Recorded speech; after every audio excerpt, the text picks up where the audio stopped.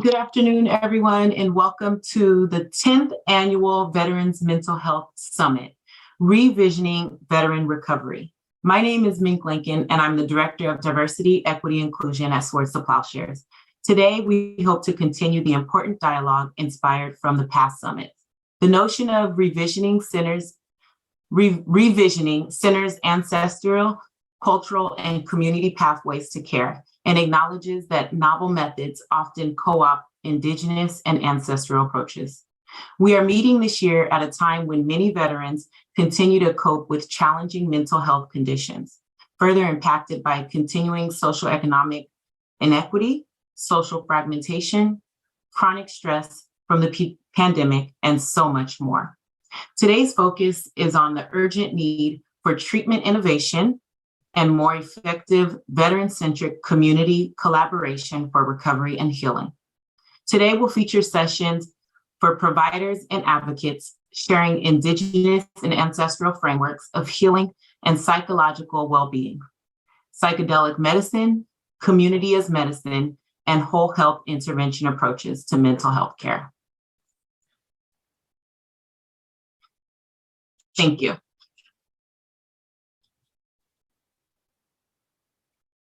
And while we're on Zoom, there'll be invitations for participation in the chat and online through Mentimeter. There will also be opportunities for information sharing, action planning, and question and answer.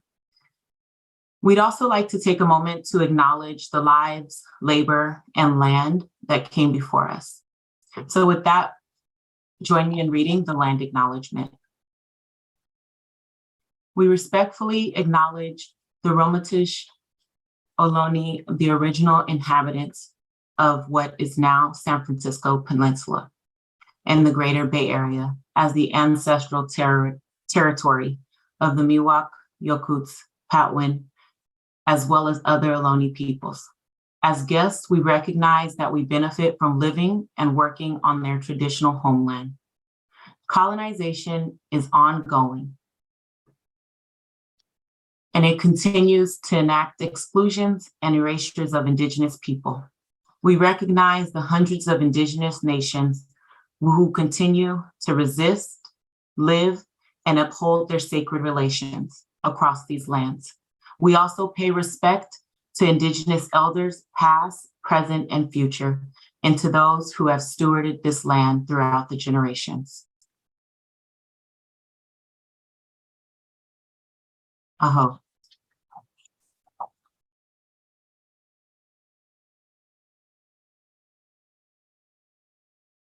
Thank you for the link, Pauline. So now we're going to shift gears and check in with ourselves internally. So please join me in the Mentimeter by answering how you're doing. So how you're doing as a person here on Earth today. And so really check in with yourselves, not just, hey, how you doing? I'm good. And then you go on with the rest of the day, but really, how are you feeling?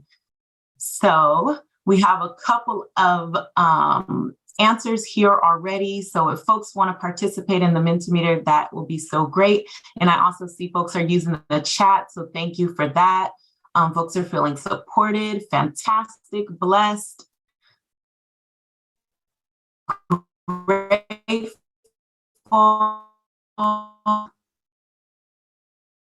burnout, yeah. Realistic and true, happy, inspired, lifted, hopeful, energized. Wow, folks are feeling supported, overwhelmed and anxious, fantastic, rested, nervous, anxious, yes, determined. This is excellent. Ambivalent, great word, great word. Hopeful, sad, hearts to who's feeling sad today. Skeptical and wondering, these are all excellent words. And so thank you for sharing. Humble, thank you for putting that out there too. Thank you all for sharing. This is amazing. So folks are here. We're showing up as the full people that we are. Thank you for sharing and honestly checking in. As providers and advocates, we are servant leaders, and it's important to remember that we are human beings first. So I'm going to invite you all again to participate through Mentimeter. This time, we're going to be choosing 1 or 2 affirmations listed on the screen.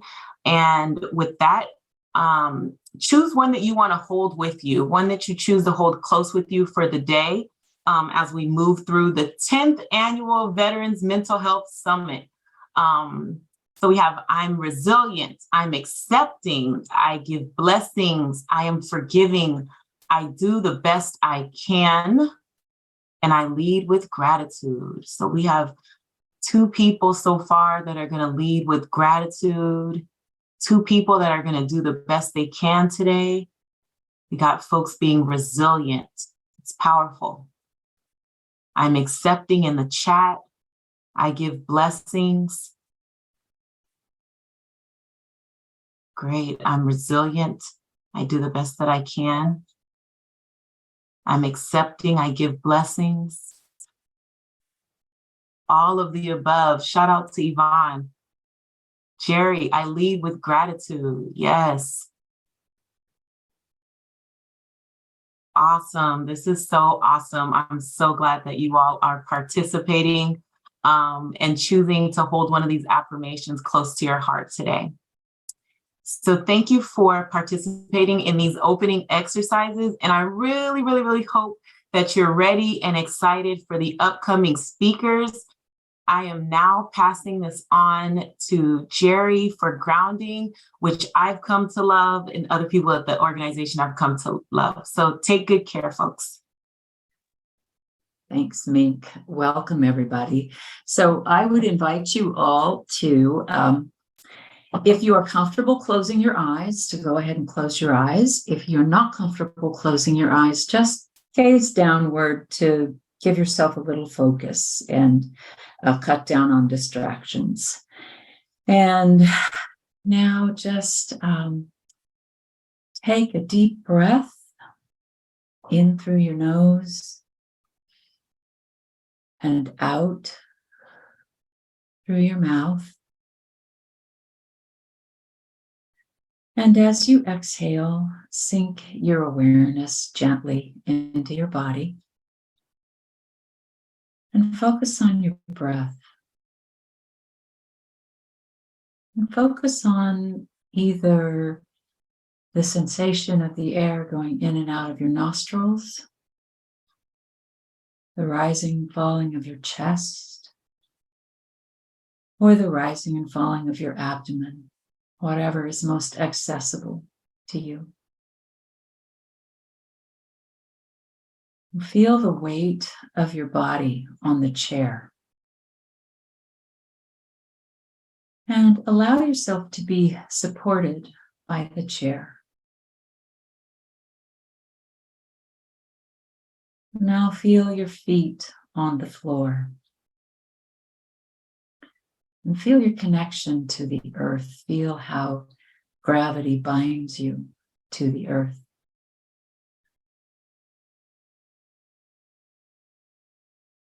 Bring your focus back to the breath.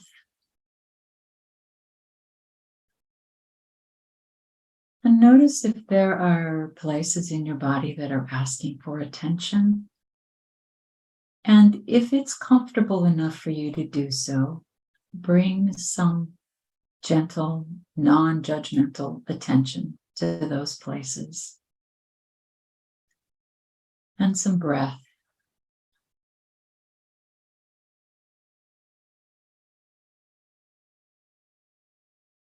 Bring your focus back to your breath. And ask yourself, what is my intention for this summit, for these next few hours? What do I need? What do I want? What's present? And notice what arises. It might be words or phrases, it might be a thought, it also might be an image or a gesture. Whatever it is, notice it.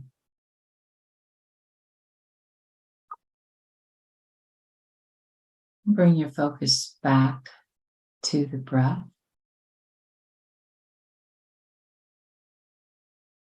And as you begin to open your eyes and rejoin the community, take a look around your surroundings. Notice what you see. Colors, shapes, doors, windows, whatever it is you see. Notice then also what you might be hearing. Sounds inside your room, sounds outside your room. Grounding yourself in your surroundings in the present moment.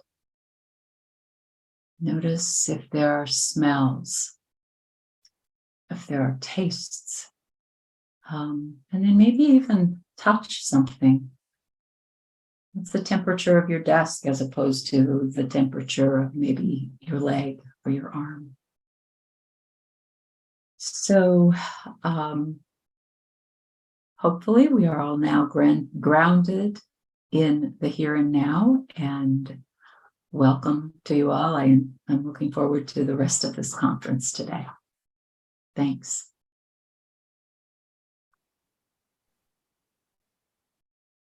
All right. Thank you, Jerry. So great. So wonderful. I just love that grounding technique and how you do the internal and then the external. It's just wonderful. My name is Amy Fairweather. I'm the Director of Policy at Swords to Plowshares. And it is my pleasure to introduce some of our leadership here before we start the day. So with no further ado, I'm going to introduce the Executive Director of Swords to Plowshares, Michael Blecker. Michael is a combat veteran of Vietnam and has been in the game of working with veterans for over 40 years and is a terrific leader. So thank you, Michael, for joining us. Thank you, Amy. Can you hear me okay? Yep. Great. Well, I'm really happy to welcome everyone to the 10th Annual Veteran Mental Health Summit. That's right, 10th. So it's very special where we can really bring all of those who are doing this, doing the work, and where we sort of can like step back and sort of share lessons that we've learned, explore different areas. We all have such important roles, right? Obviously, the VA, which provides, national health care throughout the US of A and elsewhere. It's an extraordinary healthcare system that we have to make sure is protected and preserved and does the job it really that all vets rely on it, right? And so, but we also play a role, we being those in the community-based sector, right? In both the city and the nonprofits, and also the public healthcare system. Here we are in San Francisco, or state, local, fed, what have you, and how we all play together. And how we keep these systems of care that vets rely on, as smooth as we can. And of course, those systems have been dramatically challenged with the pandemic, with COVID, the pandemic, et cetera. And just, it's been tough going, right? We all know that. And I really appreciate trying to get ourselves self-centered here as we led into this. So at Swords, we provide, what we see as wraparound care as best we can.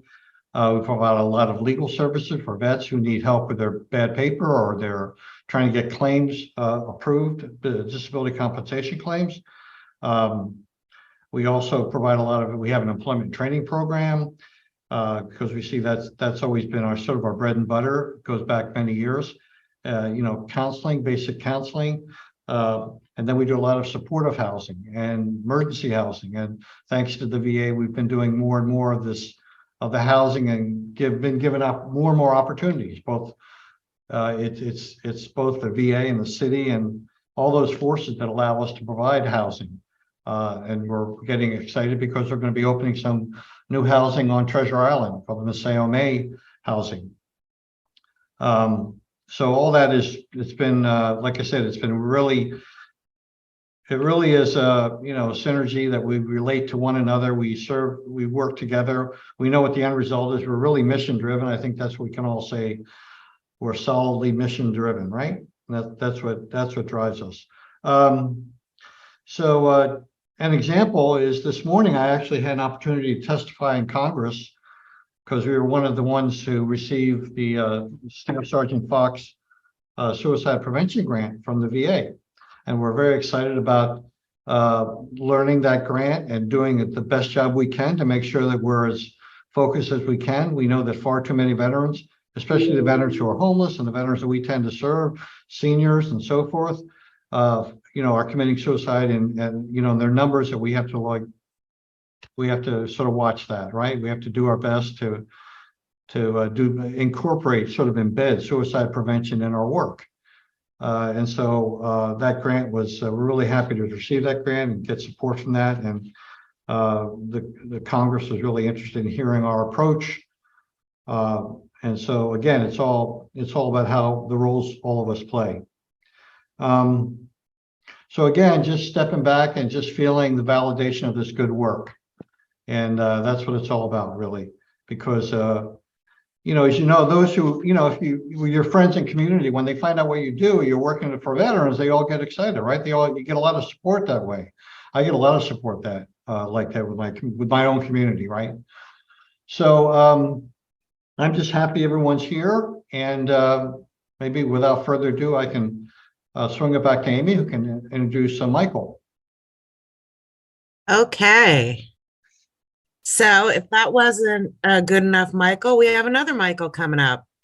We have Michael Drexler, who is the, acting Associate Chief of Staff for Mental Health at the San Francisco VA Medical Center and an Associate Clinical Professor at UCSF. So thank you, Michael. Welcome.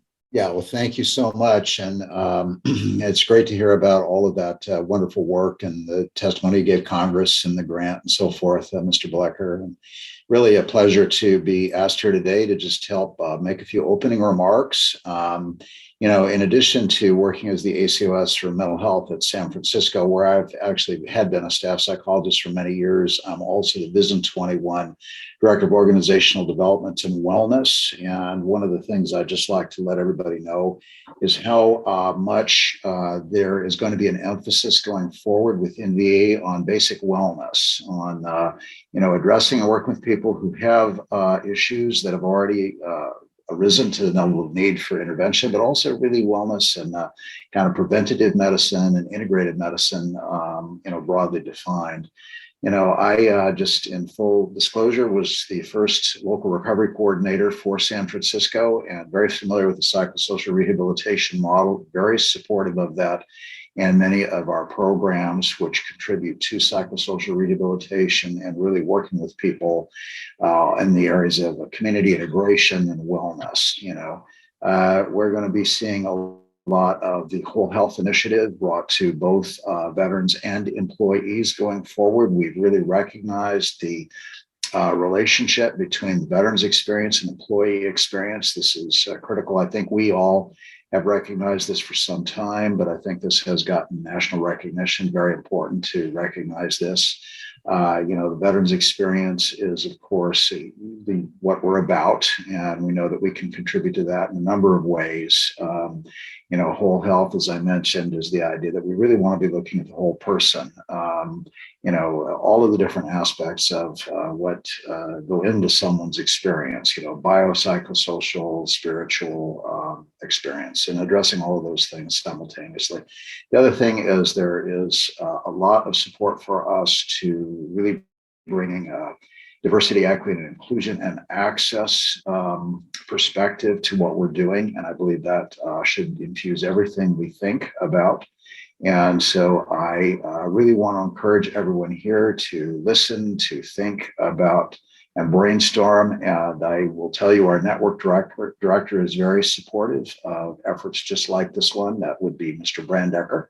And he would encourage us all to really think boldly, think outside the box, think about what we can be doing and the synergy we can be developing even beyond what has happened. And so it's always been a pleasure to work with Swords to Plowshares. So welcome, everyone. And with that, I think I will turn it back to the directors of the proceedings. So thank you. Thank you so much. All right, well, it's time to start off in earnest on our 10th annual Mental Health Summit. It is a really special treat to welcome Dr. Charlotte McCloskey, local recovery coordinator and staff psychologist at the Kansas City VA Medical Center. There are some good things about being forced to do Zoom conferences. We get to welcome Charlotte. Charlotte is a member of the Sitango, and excuse me if I mispronounce, Lakota and Yankton Dakota ancestry. And she is here to talk about ancestral and cultural pathways to care. Welcome, Charlotte. Okay, thank you so much. All right, I just need to switch back over this way. All right. And I think someone was going to share my slides for me. Is that correct? Yes. So Tyler, if you pull up the slides. Thank you.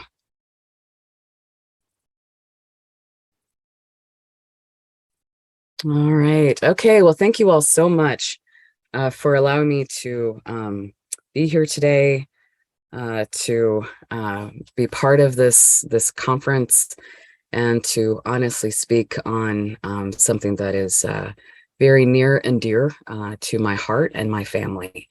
And so I just wanted to say thank you. I also wanted to say thank you to those who put the efforts forward for the land acknowledgement. We'll do that again, actually, in my presentation. I'm not used to people doing that, so that is a beautiful thing. So thank you for that. Can we go to the next slide, please? So first, I wanted to start with honor and gratitude. Dr. Nate Mohat, he is not with us today, but some of the information that I'll be sharing with you today is brought from a presentation that he and I did for the Veterans Crisis Line. And just wanted to share with you that you'll be gaining some of his knowledge as I have as we go through these next slides, talking a little bit about Native American veterans and historical trauma. Next slide, please. And I'll also apologize in advance. I've been sick all week, but I did not want to miss this with you all today. So I know my voice might be a little hard at times to understand.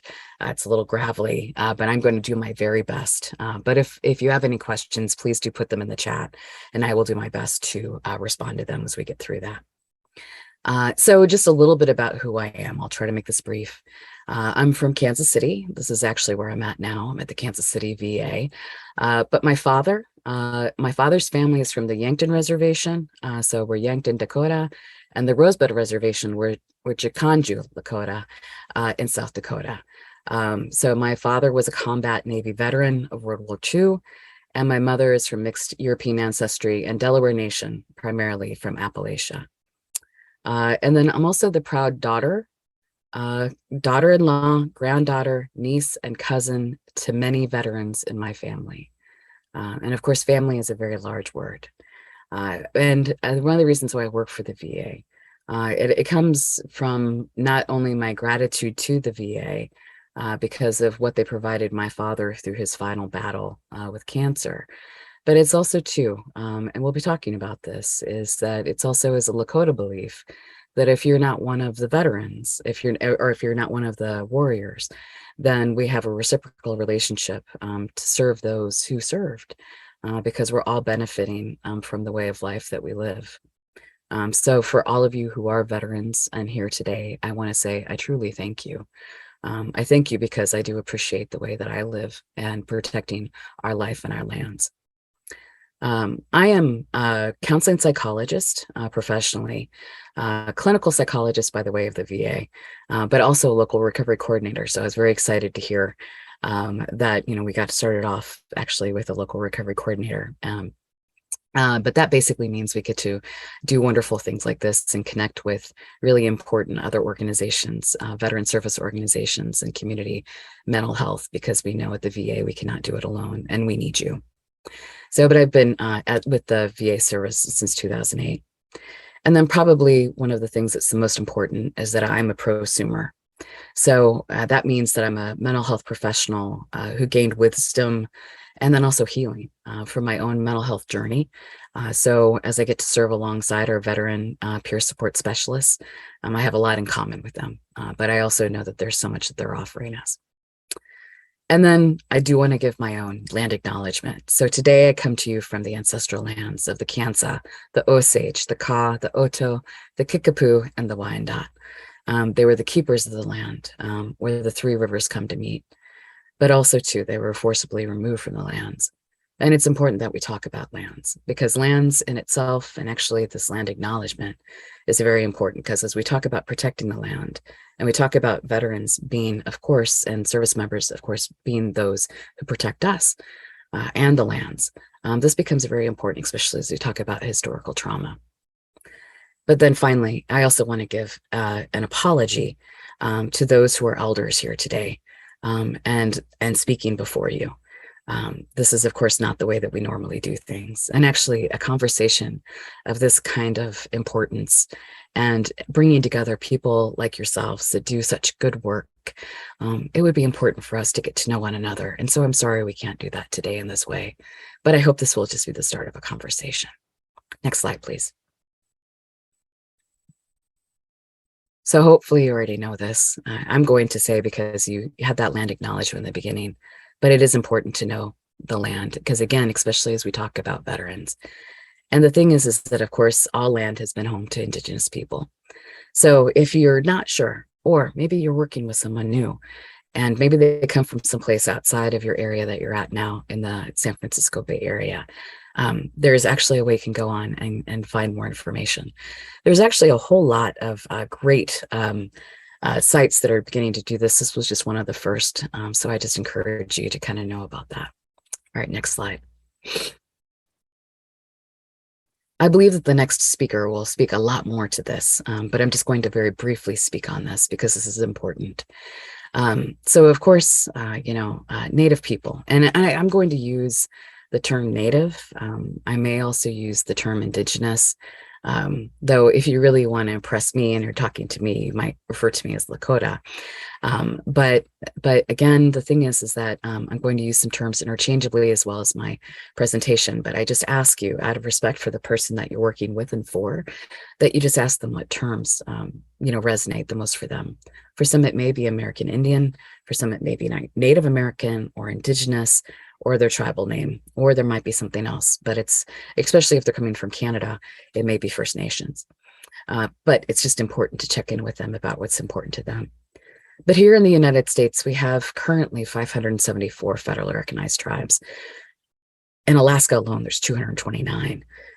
Out of those, we currently have 334 reservations. We'll talk a little bit about reservations and how complex that is. But then we have about 400 non-federally recognized tribes. And so again, we'll talk about why those are not federally recognized tribes just briefly. I wish I had so much more time with you to get into the depth of this, but I just hope that I start your thinking on these things. But probably one of the most important things is the language. Language is such a critical piece, especially for those of us working in mental health. We're sharing stories.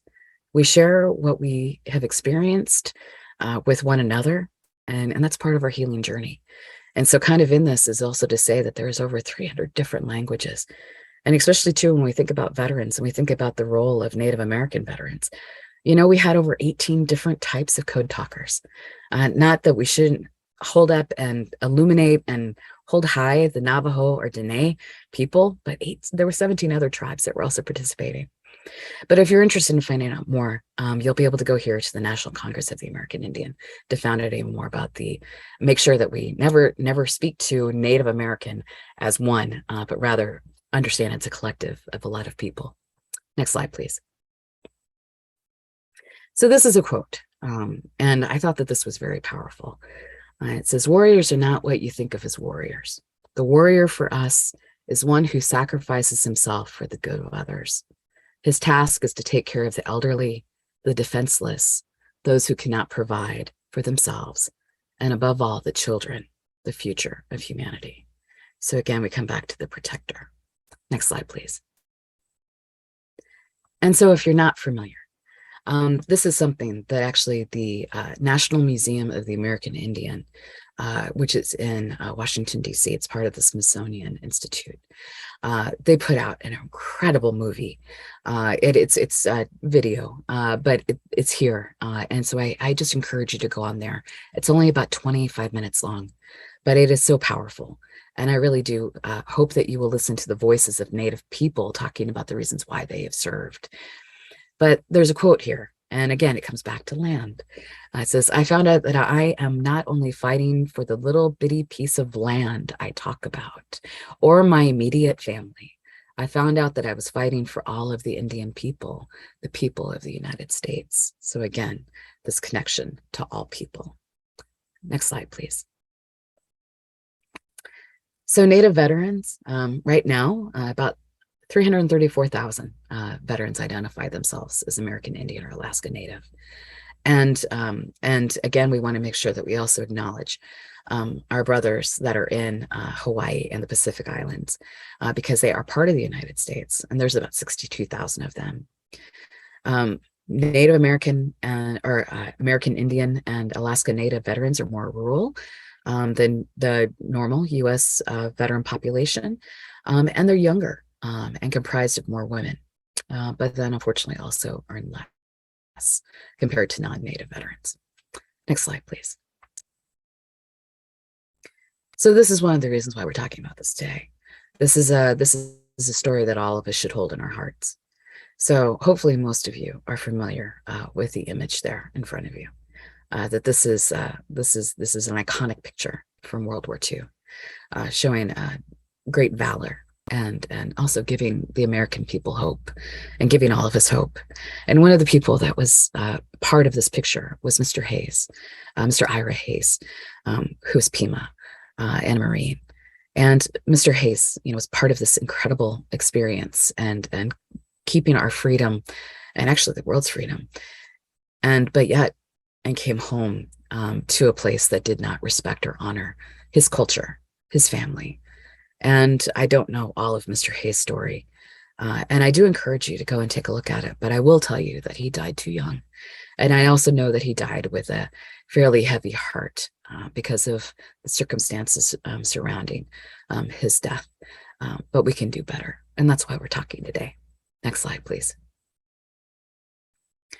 So for Native Americans, but again, we're talking about Native veterans today, trauma can be laid upon trauma. And so many veterans that we work with, have experienced trauma while they're actually in the service. This is part of the work that I do as a clinician in the VA. And one of the things that is important for us to bring forward, and again, while we're talking about land, is we have to talk about historical trauma. So there's going to be a link when we get to the third slide on this. This is actually from Health and Human Services, but honestly, I have to give all of the credit and all of the honor to Dr. Yellow Horse Braveheart. And you'll actually have a reference for her off these slides. She was one of the first people to start talking about this. I'm not going to say she was the first, but she was one of the first whose work started to get published so that we all could learn a little bit more. But the idea of historical trauma is that it's an intergenerational trauma. And so very specifically, it's a cultural group that has been through something where oppression has caused a lot of pain, a lot of suffering, a lot of shifts to one's life, the taking away of freedom, the taking away of liberty. And so historical trauma then is something, specifically when we start to talk about Native people, and we'll go through a slide with some examples of historical trauma. But the thing is that that when we have trauma in our everyday life, it gets coupled with the trauma of our ancestors, of those that may have shared an experience of trauma. And so the thing is that trauma is cumulative, and then it can cross generations. And then sometimes what can happen is that descendants who may not have experienced maybe the direct wounding, say like of the Lakota people would be Wounded Knee. Maybe I know I didn't experience that. That would have been my grandparents' time, but it's a wound that I carry with me as well. And even as I speak of this, I feel pain coming forward. So the thing is that there's a connection that we have to the past because we're connected to those that came before us. But then that also means that sometimes we might carry some of that as well. And so the thing is that sometimes then, because there is a history of that trauma, it can mean that folks who are maybe walking with historical trauma may not believe that current systems support them because they didn't support people of the past. Next slide, please. And this goes into how important it then becomes for us to understand the history. So when we're talking about historical trauma, we have to understand the history that a Native American veteran may be walking in. And the thing is that by understanding that history of that person or that person's community, we might be able to resonate or at least connect with them a little bit more, or at least show some humility of wanting to know more. But as we showed you in the very beginning with kind of that screen of the United States, not every member of a group has had that same response, right? So certainly we're not going to say that for Native people because that's way too broad. But we're not even say this even for like somebody who's maybe of a particular tribe or nation. Their response to a current or past traumatic event may be very different. So it is really helpful to be open to traditional ways of healing, and then also to acknowledge the community's resilience of being able to get through the things that they have in the past. Next slide. So just in case you're maybe not familiar with some of these things, I'm going to briefly talk about this, but we really could spend quite a while sitting together to talk about so many of these things, because while these happen to Native Americans, this happened to every one of us here because we're all collective here. So the more that we learn about each other's histories, and this is why it's so important that we know about things like critical race theory, is because in these ways we understand the histories of the people that we're sitting next to, and maybe within our own families. And so while it may be painful sometimes to travel these roads, it's important. And it also helps us understand a little bit better. So some of the things, of course, is that genocide was the very first thing, because we're actually going to go to one of the things here is that one of the reasons why Native people are sovereign is that, of course, there was like, and it's different numbers, but you know, I read one number, I'd like to stick with this one, is that they say about 400 million people lived across this continent of indigenous heritage. So of course, we're going quite a ways, but there was a lot of people here. And ways of life here. And so then when the Europeans came, when people came to settle here, it meant that people were displaced. And initially there were agreements, and those agreements were treaties. So that means that that's what creates a sovereignty, is that there was agreements made between early colonialists and sovereign nations. But unfortunately, those treaties, oh my gosh, I only have 2 minutes. Okay. All right. Thank you. I thought I had 4. Okay. I'll try to speed up. So, but those treaties ended up coming up with, but because those treaties were broken, many of the things that should have protected the sovereign nations ended up working against them. So this led to wars. We certainly have been through a time now with disease and the introduction of disease, forced removal. And this goes into, as I said before, the difficulty with reservations. As you all may or may not know, reservations were actually the blueprint for Hitler for his concentration camps. The loss of land, and again, how important land is to us and what that means for our history. Religion and spirituality being ridiculed or made illegal, actually.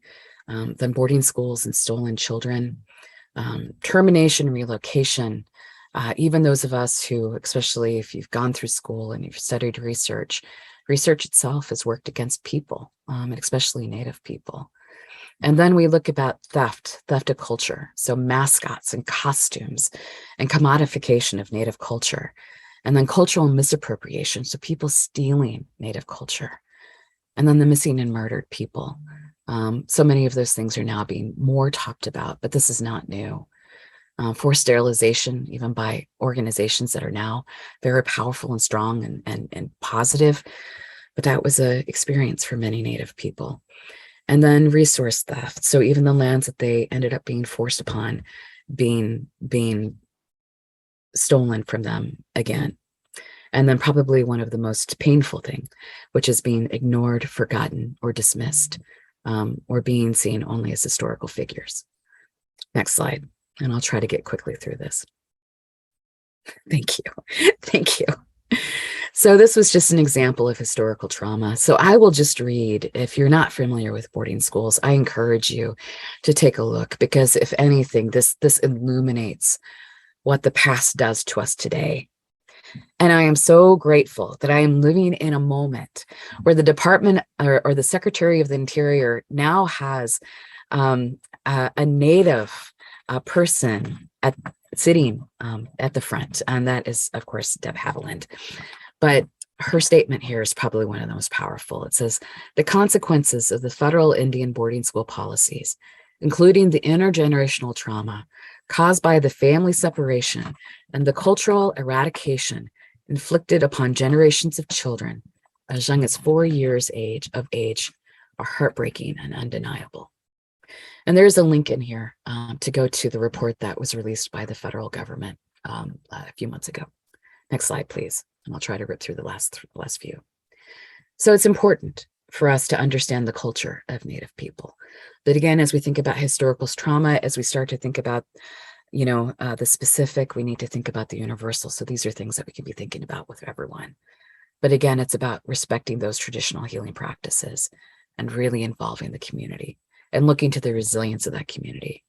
And of course, as always, and I don't think any of you would be on here if you weren't the kind of people that aren't empowering your clients, but that is definitely a big piece. Next slide, please. I just wanted to give heed to the fact that there are many Native people now actually doing good work and actually sharing the voices of Native people and infusing Native practices into healing work. So these are just a few names, but the very last one on here is Joseph Marshall. And he's probably one of the most important because he is a Vietnam veteran who speaks to his own journey and also how his grandfather's stories helped him heal when he came back from war. Next slide.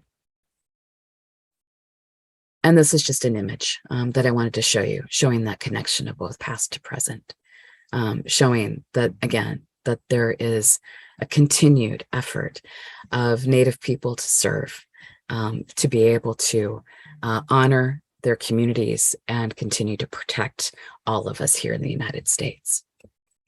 And the last few slides, which you will receive, just have more links for more information. You can forward through those if you want to, just to basically give you some other places where you can, if you want to forward on the slides really quickly. There you go. Yeah, just those. And so I just wanted you to see that. And then the very last slide has my contact information if you'd like to follow up with me. But I thank you already. Thank you very much. If we turn to some questions, one is more conceptual, I guess. I've experienced a Native American woman talking about being in Iraq and Afghanistan and realizing that having been invaded, that she was the invader.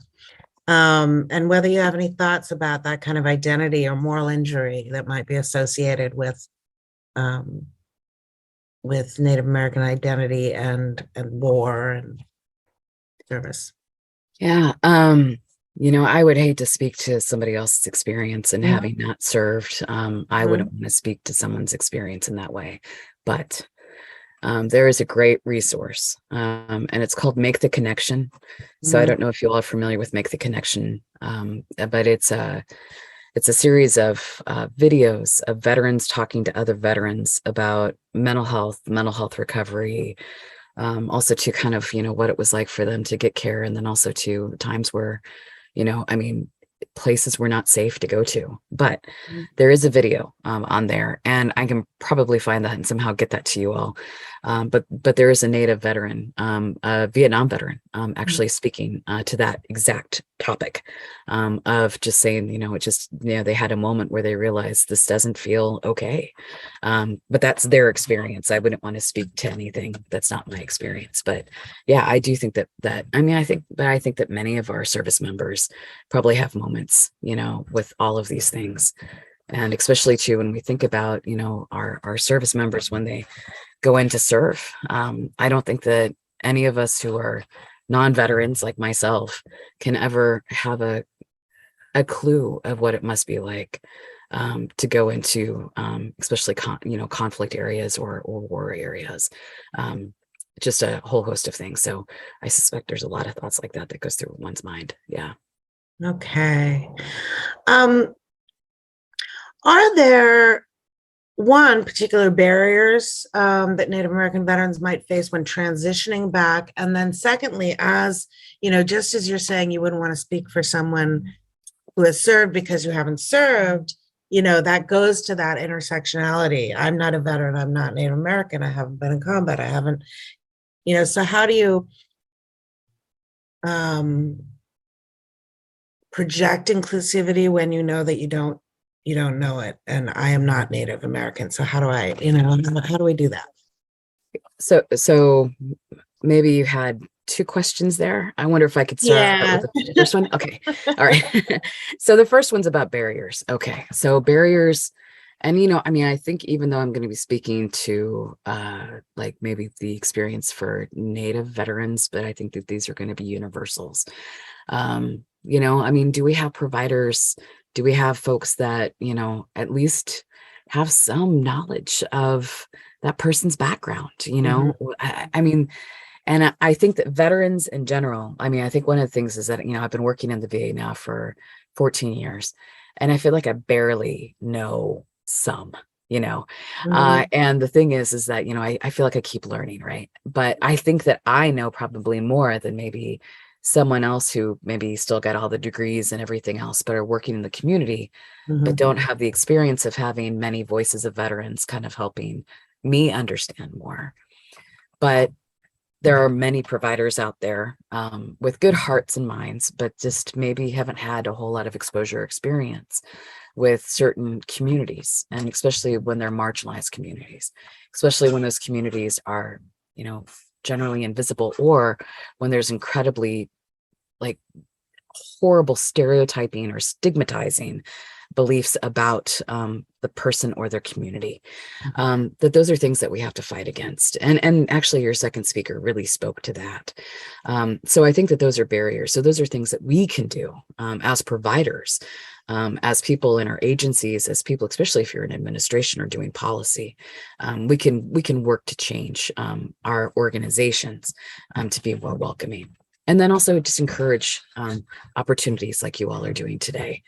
And then, of course, then we just have our standard barriers that we need to be paying attention for everyone, which is access and, and cost and transportation. And do we understand family? And are we including family? And are we including for people who are traditional elders and spiritual elders and part of that healing community?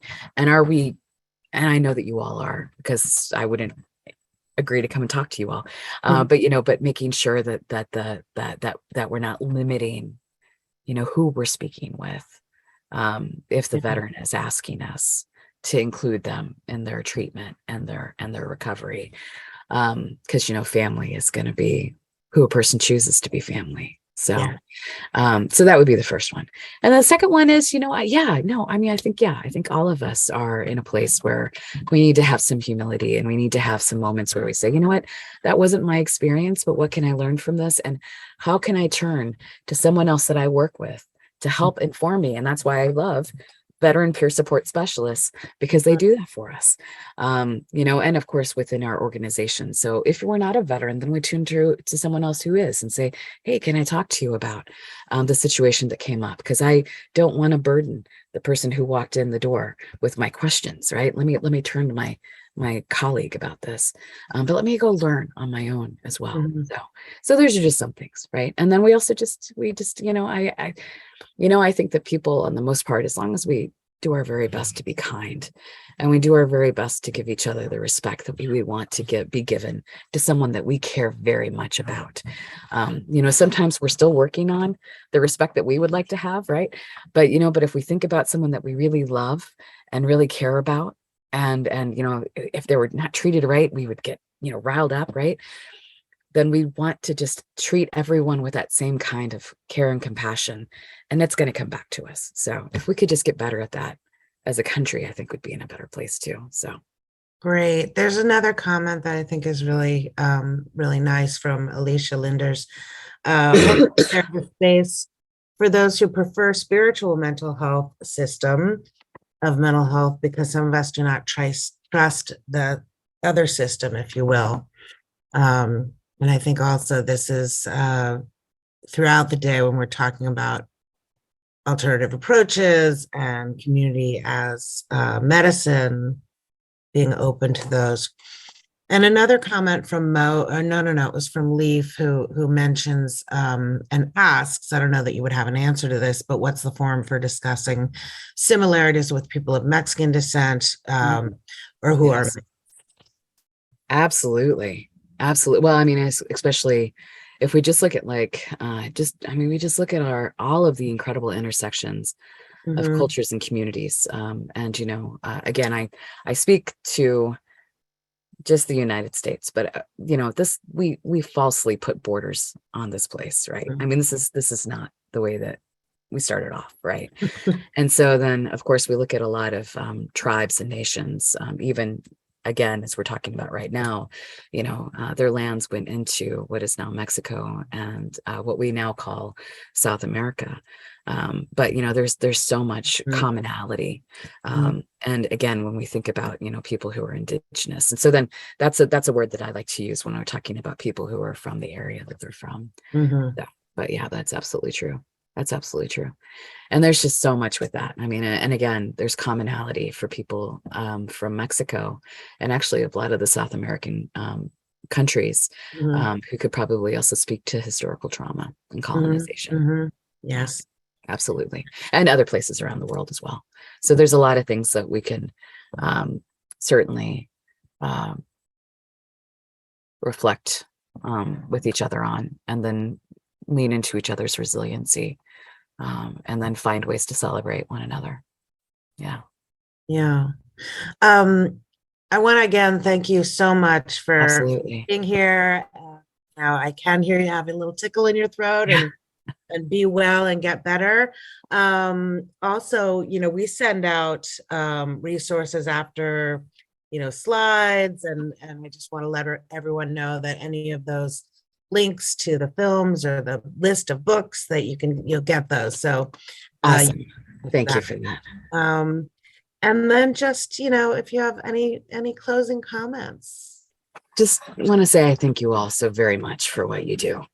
The thing is that, and I think the last speaker did a beautiful job on this and saying, we don't know the roads that people have walked. And, the thing is that, we're hopefully we've gone through some kind of training to educate us on trauma, informed care, all that good stuff. But it really takes a lot of empathy to do that, right? Yeah. It really takes a lot of kindness. And thank you for making space in your lives to do the work that you do. Because somebody out there is somebody else's father, like my father, or my grandfather, or my aunt, or my cousin. And so I just thank you all for what you do every day. I really appreciate you. Okay, wonderful. So we are actually doing great on time here, and thank you again, Charlotte. And we're going to take a break so you all can get up and stretch your legs and do what you need to do, get a snack, and we will see you soon. We're starting again at 2 p.m. All right, thank you, everybody.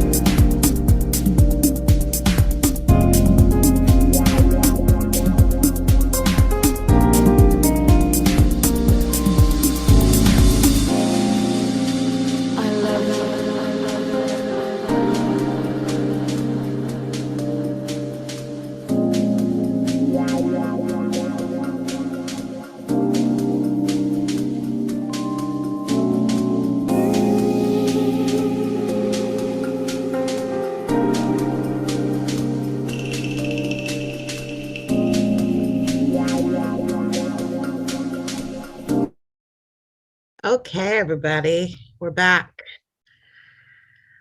I'd like to introduce Jason Thompson, who's going to moderate this next session. And here we have Jason. All right.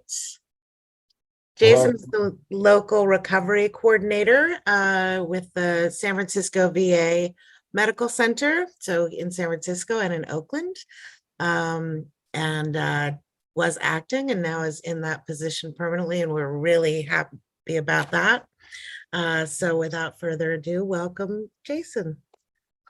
Thank you very much, Amy, and thanks to everyone. Thanks in particular to Dr. McCloskey and Stephanie for that incredible presentation that we just experienced.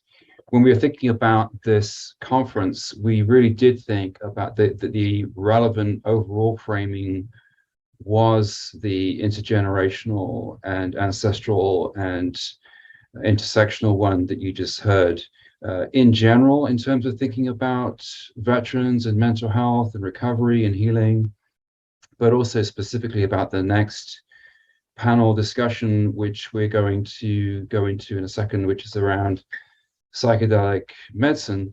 So for some people, when they hear the word psychedelic, the immediate story that comes to mind starts somewhere in around 1968 when Timothy Leary and Ram Dass took LSD, and then the Nixon administration made certain substances illegal, and now a certain group of people are taking ayahuasca or psilocybin or MDMA again, and here we are.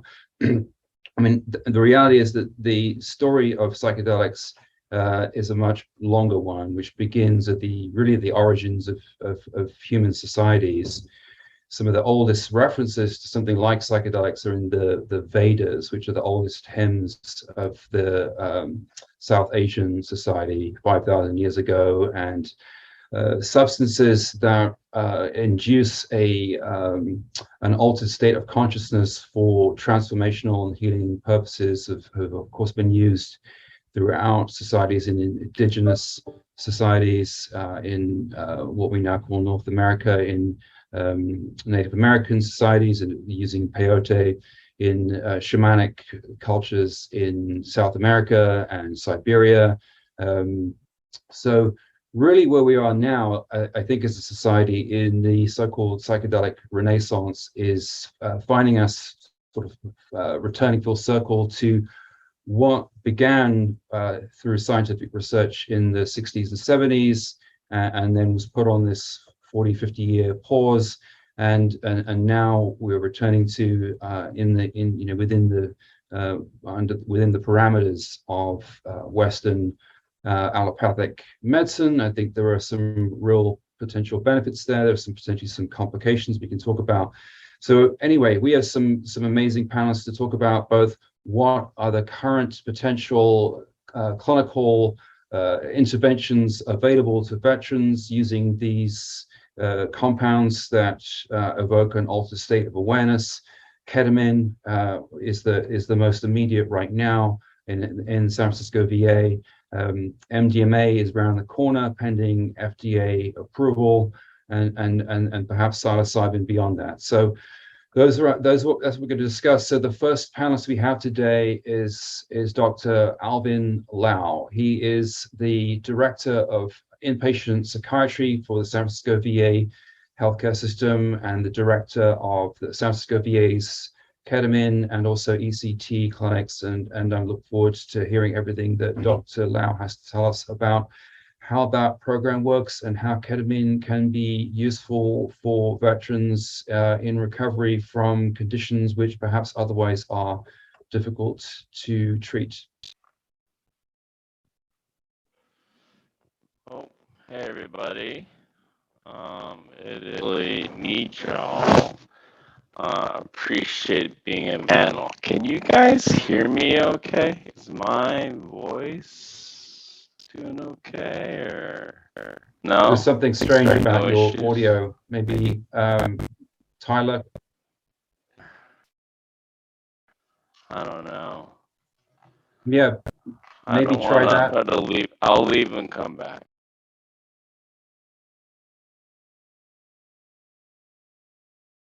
Well, sorry about that, everyone. I'm sure Alvin, Dr. Lau will be back any moment now.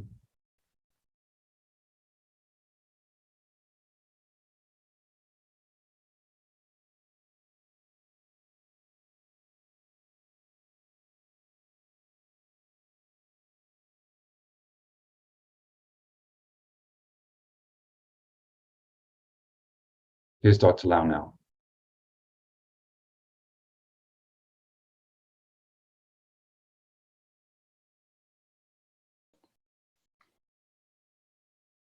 Is that better? Okay, great. So again, thank you very much for the introduction, Jason, and kind of nice to meet you all virtually, even though you're kind of like blacked out right now. So again, I was debating back and forth about this, but I did ultimately prepare a couple of slides. Do you mind if I share screen? Is that okay? Okay. Let me do screen window. We'll just do entire screen. Okay. You're in screenception now. Right. So my part of the talk is going to be about ketamine as part of the interventional psychiatry program at the SFVA. So again, thank you for introducing me and allowing me to speak at this particular panel. So I always like the setting. I'm not sure what else you guys talked about today, but it's always a good reminder that the framework of what we're talking about is that mental illness is, difficult to treat, especially significant mental illness, right? This data is from the STAR-D trial, right? A reminder that, after like the sort of first two steps of trialing a medication, whether you do switch or augmentation beyond that, that cumulative remission is like not so much, right? We can get up to like maybe near 60%ish, and then after two more levels of trials, when we try like a host of medications, there's still a significant population remaining that is suffering from depression, and that we're trying to find other answers for, right? So I'd say fortuitously, SFVA can offer some of these sort of other options. We group them all under the sort of the group of interventional psychiatry, right? Starting with ECT, electroconvulsive therapy, RTMS, repetitive transcranial magnetic stimulation. We have our ketamine program, and then we're sort of working on standing up a service line with stellate ganglion blocks. So this table here is by no means comprehensive, and it is just sort of like a little general thing about like kind of the big population. I think of like who do I struggle with? Who are people that I'm seeing that have particularly difficult mental health diagnoses? So I think depression, PTSD are probably sort of like the major players and major diagnoses that as VA providers like we're always kind of thinking about and worried about, looking for other ways to treat people. And as you can see, and these are all response rates, that these other interventions aside from the stepwise medication in addition to therapy and all that that we do a little bit better. It's obviously not perfect in any way, but we do better with regards to like getting response for people and potentially getting remission. Quoted remission rates are variable. I usually am very conservative, and I'll say like you take the response rate and maybe cut in half, and that's all the remission. So still not perfect, but at least we have some better options. And you can see from that kind of from this particular table how I sort of think about like, oh, maybe which ones I choose from ECT to TMS or ketamine, et cetera. But we're going to focus on the star of the show today, which is going to be ketamine, which seems to have some reasonable evidence that it's used for depression and it's used for PTSD. So just sort of base info about ketamine. NMDA receptor antagonist, although it works on a bunch of other things.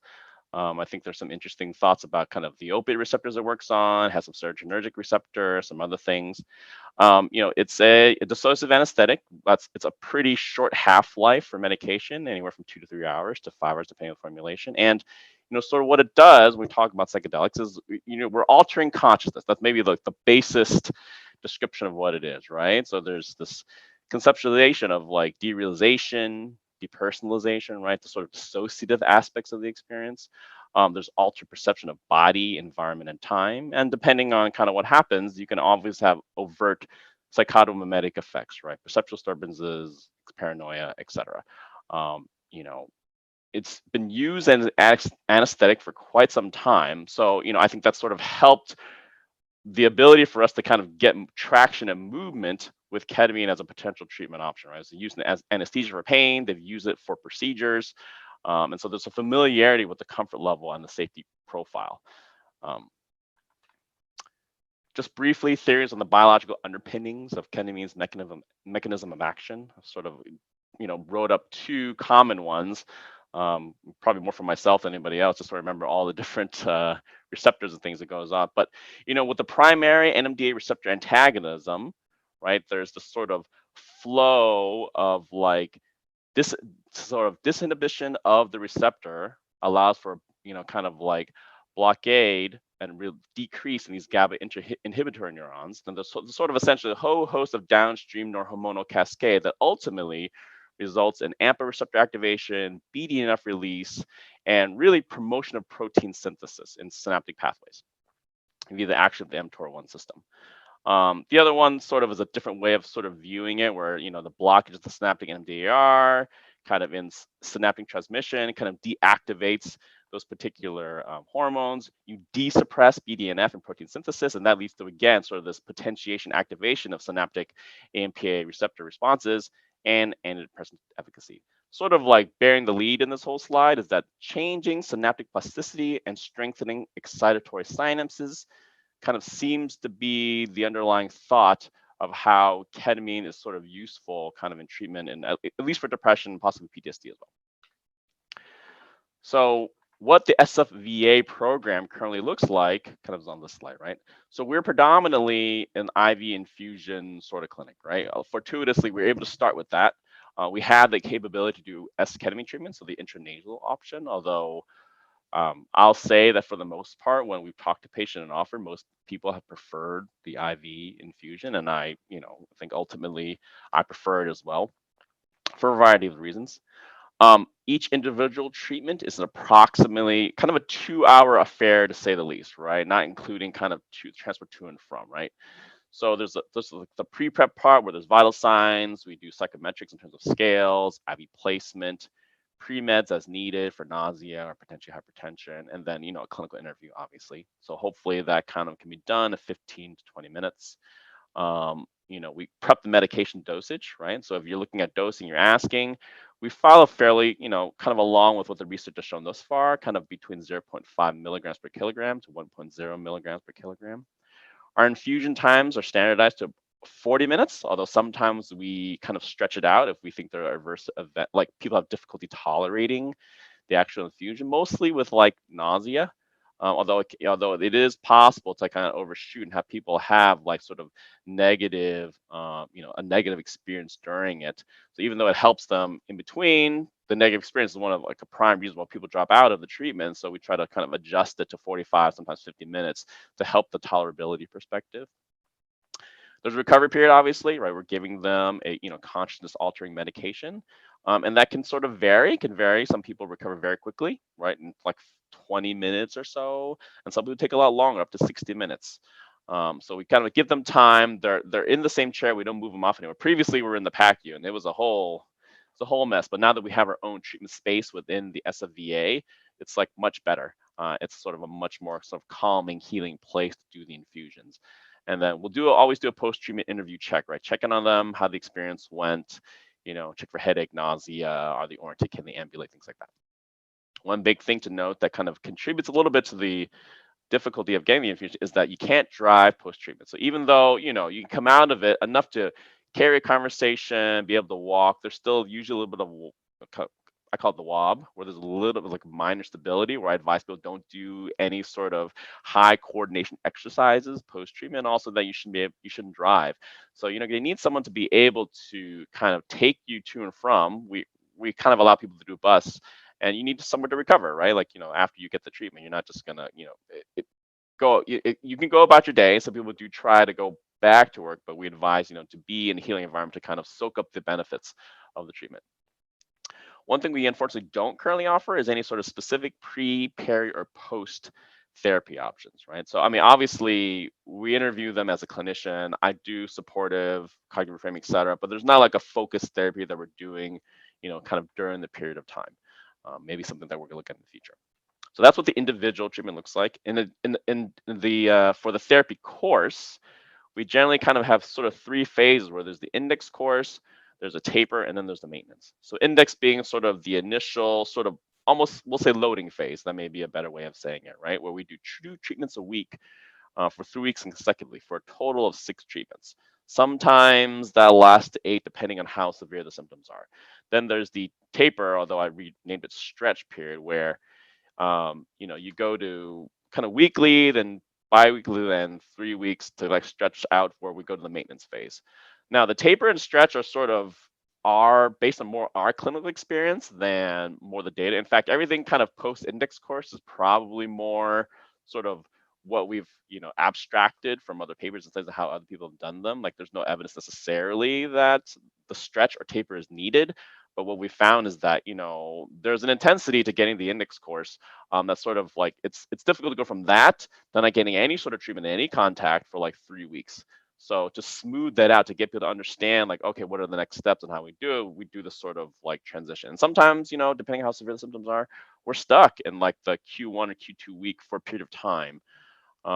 There's been some more sort of recent thought coming out that, despite the index being 6 treatments and, people kind of responding there, that some people need up to like treatment 10 or 12 to really sort of feel a final benefit where they're like shifting and they're feeling their mind shift.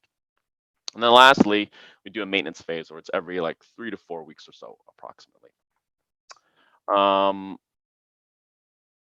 Considerations like for ketamine treatment, right? So I'm trying to talk high impact stuff so that, if you have any questions afterwards, you feel free to ask.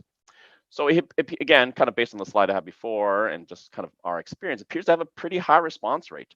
And especially in treatment-resistant populations with more or sort of patients with more severe symptoms, right? We're always looking for other options after years of really iterations upon like past medications. This seems like, for many of my colleagues and myself, like a big game changer in regards to, another pretty efficacious option for treatment of, significant mental illness. You can get like sort of initial rapid relief from the actual infusion, right? So that's a pleasant sort of experience, right? And you can do work during that, but then also there's the phase afterwards where there's continued effects post-treatment, in terms of helping people kind of work through their symptoms. I think the suicide relief effect is probably one of the kind of large things people are looking at. Like, we have very limited, I don't like to say anti-suicide, but, things that are like seem to be proven to be helpful with suicide. So adding something else that can work rapidly and help potentially relieve suicidality for people, it's a huge relief. And sometimes that's all people get, and, that they're depressed. They feel the depression maybe is about the same, but at the very least, those intrusive suicidal thoughts they're always having aren't there. And it's like a relief, a burden's lifted, and that can help, again, them give them some energy, help them focus on other things. There's also this concept of pro-resiliency, right? That what ketamine does that can be hard to tell, but it seems to be useful, is that people develop almost this improved emotional reserve, the ability to tolerate, triggers and downturns and things like that. I always tell people like, hey, I'm not going to necessarily eliminate sadness or bad things happening in your life, but if you can, oops, my apologies. If you can, when you get stressed, be able to, go down a little bit, but then sort of come back and not be mired in a depressive episode, like that's a win. And so there's some thought that pro-resiliency is a component of how, ketamine is helping people. The way we're doing ketamine treatment, I feel like there's a fairly good like side effect profile, like sort of thus far, right? A lot of sort of the more major side effects in regards to like you'll read people developing dysphoria or sort of physical side effects in terms of liver interactions or interstitial cystitis, things like that. Seems to be more with like consistent repeated recreational use at higher doses. So given that the way we're doing the dosing is sort of intermittent dosing, right? The exposure to the patients is not so long. And the medications isn't in their system like sort of that long as well. So really many of the side effects that they experience from it are sort of transient, like during the infusion, right? Like hypertension, the altered mental status, the nausea, things like that. There's no like persistent things after that. There are limited sort of drug-drug interactions found at present. It's maybe like a weak CYP3A4 inhibitor, but nothing I think that would really necessarily alter what you need to prescribe. Most of the interactions is more like things that potentially could blunt the effectiveness of the treatment. So for example, benzodiazepines seem to like increase the period of time that people get kind of benefit from the ketamine treatment. So we advise people to like really decrease or stop their benzos if they want the treatment to work more rapidly. So things like that. So things blunted. It doesn't appear to have any sort of rebound effect after discontinuation, right? It's like, it's usually what happens is like people will notice a fading, the mood will go down, but it doesn't go down worse. And in fact, that's how I sort of couch how the improvement is that, you're getting the benefit, right? It'll come back down, and you'll feel depressed again. You'll notice when it's sort of wearing off. However, you also know that this is a, highly efficacious treatment for you. It's going to do better. And then as each successive treatment, there's sort of a raising of the floor that they'll fall down, and a comfort knowing that, hey, I'm going to get better. I'm getting something highly efficacious for me. I don't have to worry. I'm less anxious. I'm less ruminative about kind of what this may imply about me feeling worse again. It helps. It's usually a pleasant experience, right? I mean, it's nice to do something where the patient comes in and afterwards they tell me, hey, they feel good. It's sort of, in some cases, a kind of a rarity in medicine where we can do something that, is generally usually considered pleasant. And, it's a psychologically well-placed one. I don't know if I worded that correctly, but I'll explain what I mean by that, is that at least with the infusion style that we do, right? There's something to be said for, this is how I like medications, right? Medications being sort of like a baseline support and help for people so that they don't kind of go down somewhere. And then when stressors come, they don't necessarily turn to the medication for more support, right? They work on the other things that they can do for the mental health, right? Like their coping mechanisms, processing, things like that.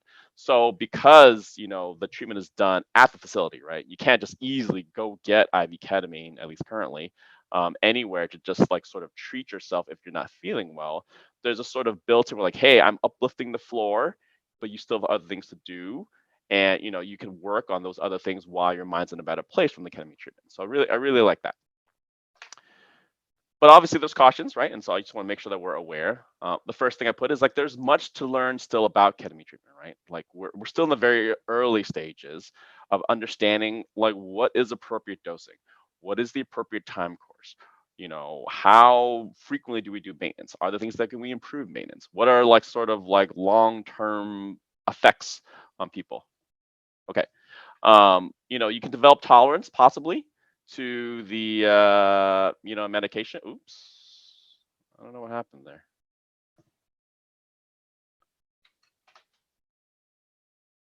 Okay.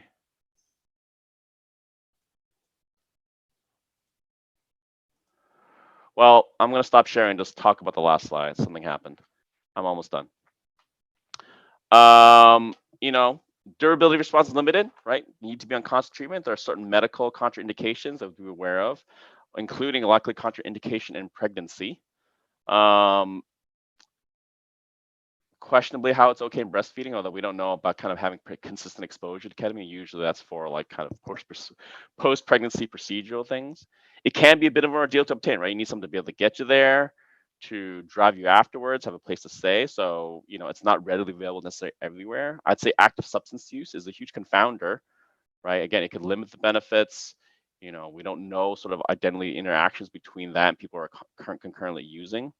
And maybe the last thing I'll talk about is like, some people come in, are searching for an experience versus searching for healing. And just to be mindful that, that the dissociative aspects, which people seem to like, that sort of fades away as like you do repeated infusions. So it's something to be aware of. So I've been asked to wrap up, and so I will wrap up. Thank you very much. Thank you so much, Alvin. That was extremely informative. Thank you, and thorough. Thank you. Next, we have Jerry Lee Young. Jerry Lee Young is the clinical director for residential programs at Swords to Plowshares. Notably, in this context, I should also say that Jerry Lee Young is also a participant, I believe, in the psychedelic supported psychotherapy program at CIIS currently. Is that correct? Or is it not at CIIS, it's Integrative Psychiatry I'm Institute. sorry, that program. Okay. In any event, you are enrolled in a psychedelic assisted psychotherapy program in addition to your role at Swords. Yes, that's correct. All right, over to you. Okay. So Okay. Hang on a second. All right. So Megan is going to drop into the chat a couple of resources. One is an article on ketamine therapy. It's rather extensive. It's got videos, talks about some of the research and some of the effects. I also have asked her to drop in the name Robin Carhart Harris because he is a major researcher in the field of psychedelic medicine. One of the things that I want to talk about is, tying this into one of the things we're talking about today is accessibility and equity. And my colleague, Joanna Lee, who's the clinical supervisor here at Swords to Plowshares, she's also enrolled in the IPI program. She came to me one day and she said, is there any way we could do this psychedelic assisted psychotherapy here at Swords? I went and talked to my boss, Tremesia. She said, talk to the VA. So I talked to Dr. McQuaid, who introduced me and Joanna to Dr. Lau. Long story short, what we want to do is try and address that piece that currently is not a part of Dr. Lau's protocol, which is the pre and post therapy, the prep and the integration. And furthermore, we want, for us, it's a question of equity. We would like to make this available to veterans that are experiencing homelessness. Because when you're experiencing homelessness, you understandably are not eligible for any sort of psychedelic assisted psychotherapy. You don't want to be living on the streets. Someone says that you can't see me. I don't know why you can't. My video is on. So can you hear me? Anyway. You are fine. We can see you. You can see me? Okay. Somebody just, I like to get rid of the chat, so it doesn't. Anyway, so we have transitional housing at Swords to Plowshares, and anyway, long story short, we proposed to the VA that we do a small pilot and see if it could work to identify a veteran that might be a good candidate for ketamine-assisted therapy, and that we would bring that vet to our transitional site to Montfort. And Joanna and I would come up with a program that would prepare them psychologically for the ketamine infusions, then process whatever came up for them afterwards, give them a supportive environment. One of the things that's incredibly important with psychedelic therapy is set and setting. And we can thank Timothy Leary for that concept. Set is what the individual brings to the experience, what their identity is, what their mindset is, what their culture is, all of that. Setting is where this takes place. And both of those things, setting can be incredibly influential in the experience. Partly because what happens, one of the things that happens, we believe, and Robin Carhart Harris is one of the people that discovered this, is in our day-to-day lives, we have the default mode network, which is our brain does all these shortcuts. So we don't have to, every time we lift a fork, it's not a brand new experience, which is great. It's efficient, but it also means that sometimes the shortcuts that are wired in our brain make us have beliefs that are harmful to us, make us suspicious of other people, tell us, we're bad and can lead to depression, those sorts of things. So it appears that psychedelics take the default mode network offline. And so because of that, you're in a more suggestible, more pliant space. Therefore, you can have new insights, make new connections, especially like with ketamine, with the growth of synapses and the growth of neurons. So you're in a more suggestible place. And in this place, new insights can come up. You can have realizations that you might not have otherwise. Even suppressed trauma can surface. And so what do you do with all of that if this comes up? It's an opportunity to change things. It's an opportunity to work with whatever insights come up. It's an opportunity to change your life, to make changes. And so that is why Joanna and I and Swords to Plowshares very much want to make this experience available for veterans that would benefit from it, but might not otherwise be eligible due to their state of being homeless. And we're very grateful and excited that the VA has agreed to partner with us here. Also, I found out a very interesting fact while I was researching this, that in fact, ketamine was used in the battlefield in Vietnam. It was used because of its potent anti-pain effects with low risk of respiratory depression. So I find it interesting that in a way we're coming back around and using something that, has been used before with soldiers in a different way. Let's see. The other thing is initially the psychedelic effects were seen as side effects. That maybe this feeling of awe, of wonder, this or out of the ordinary experience, these at one time were seen as maybe just side effects. They now are being seen as part of the therapy. The experience of awe can be very healing. What else do I want to say? Oh, and also with the program that we are proposing, we help with a couple of those items that are problematic, transportation being one of them. We can get the veterans to and from the VA for their treatment. Let me see. I think that's about all I have to say right now. So I'm going to turn it back over to Jason.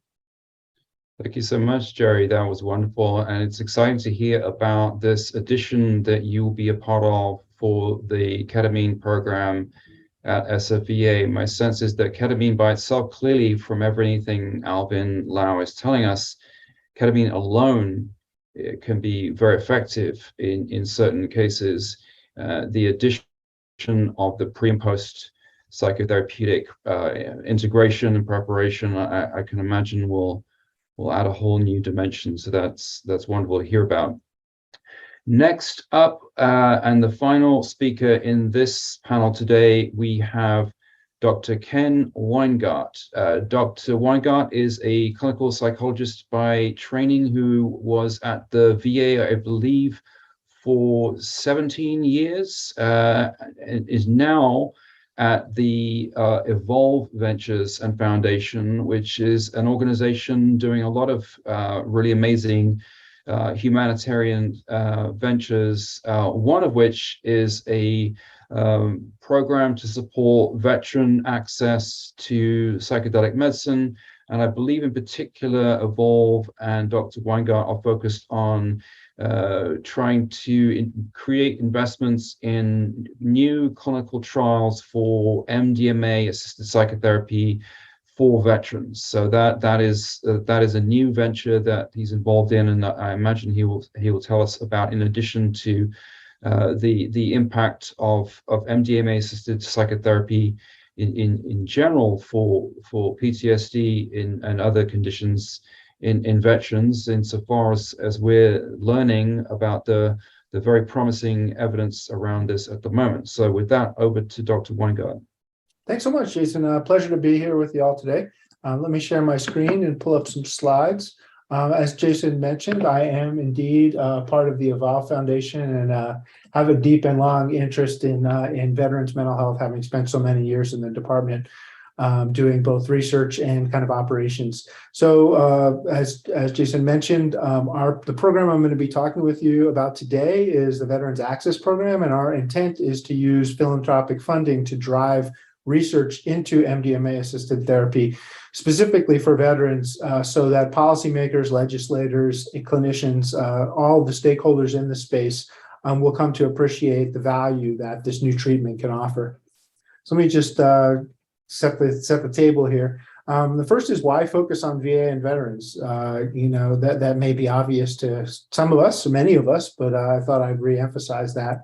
I'll spend a little bit of time talking about MDMA-assisted therapy, what it is, how it works, and then I'll talk a little bit about the program that I represent and some of the work that we hope to promulgate moving forward over the next couple of years. So the first point, I think, is something that we are all painfully aware of, that PTSD is prevalent, disabling, costly, and linked to high rates of suicide. I won't talk you through all the statistics on this slide, but suffice it to say they're really devastating and just mind-numbing in terms of the magnitude of the social problem that we're dealing, not to mention the individual suffering that we could hopefully work to alleviate. The one data point that I always like to pull out here, which I think conveys the urgency of the situation. Again, I know you all share that, but 17 military veterans take their lives each day, which is just astounding, particularly to people who don't work directly in the veteran community, to understand that level of suffering is currently happening. And there's, I used to say this in VA a lot when I was back there, but each day that passes, people are dying, and so we need to do something about it. And we hope that MDMA-assisted therapy can be part of that solution. And obviously it's costly and can create tremendous disability, both in terms of psychiatric comorbidities as well as physical ailments. Again, I think I'm preaching to the choir here, so I'll move along. Why do veterans play such a critical role in this psychedelic renaissance? I think we talked about that a little bit, but basically what's happening now is, the 50s and 60s saw quite a proliferation of research on not just MDMA, but LSD, psilocybin, other agents, ayahuasca, and that research kind of came to a screeching halt when Nixon and the government kind of clamped down and came up with the Controlled Substances Act. What's happening now is a resurgence in interest in psychedelics and a relaxing of some of the legal prohibitions on doing research in this space. So first point here is that, and we expect MDMA-assisted therapy to be the first FDA-approved psychedelic treatment. This is huge news. It is likely, we're expecting it to happen towards the end of next year, assuming that the phase 3 trial, that's confirmatory phase 3 trial that's currently underway, demonstrates the same level of efficacy as the research that has preceded it. I think that focusing on veterans makes political sense because it's a national bipartisan issue. And there are a few people on either side of the aisle who would argue that 17 veterans committing suicide each day is somehow acceptable. So we do have political support behind it.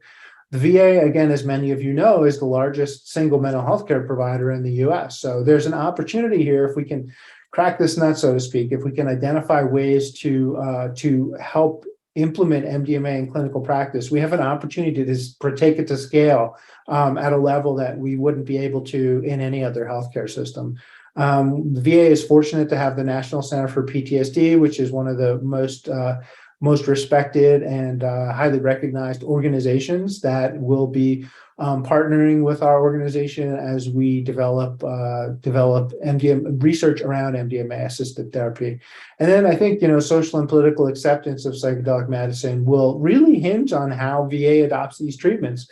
A lot of agencies, Center for CMS, other integrated healthcare systems follow VA's lead, particularly in PTSD treatment. So that's one of the reasons, the suffering that veterans experience, as well as these reasons, really kind of help point us in the direction of implementing MDMA and doing all we can to support that effort.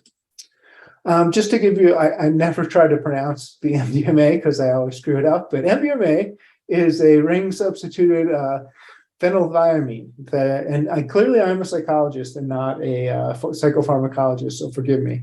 But I do want to point out some of the unique pharmacologic properties, because I think those of us who are, in human services and direct clinical services may relate to some of these psychopharmacology kind of effects. So first is social engagement. MDMA increases people's willingness and ability to engage socially with others. It increases people's openness both to different perspectives and developing empathy towards other people's perspectives, including towards themselves, some self-compassion and some understanding of their own experience. Being receptive to positive affect. So many, veterans, but folks in general who experience PTSD are, and comorbid depression in particular, have a very difficult time experiencing that affect. So this is one way to help, inculcate that.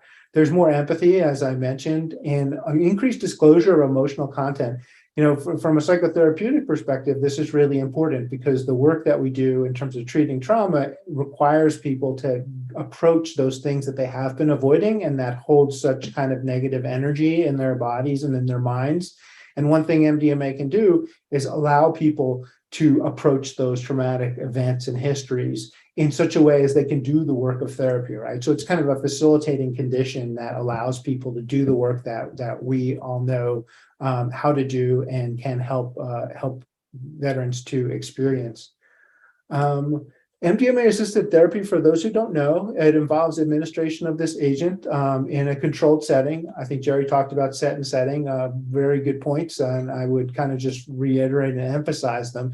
We have to have a controlled environment. You'll see here that the individual who's undergoing assisted therapy is lying down with the eye shades on, headphones on. This is pretty typical of psychedelic therapy in general.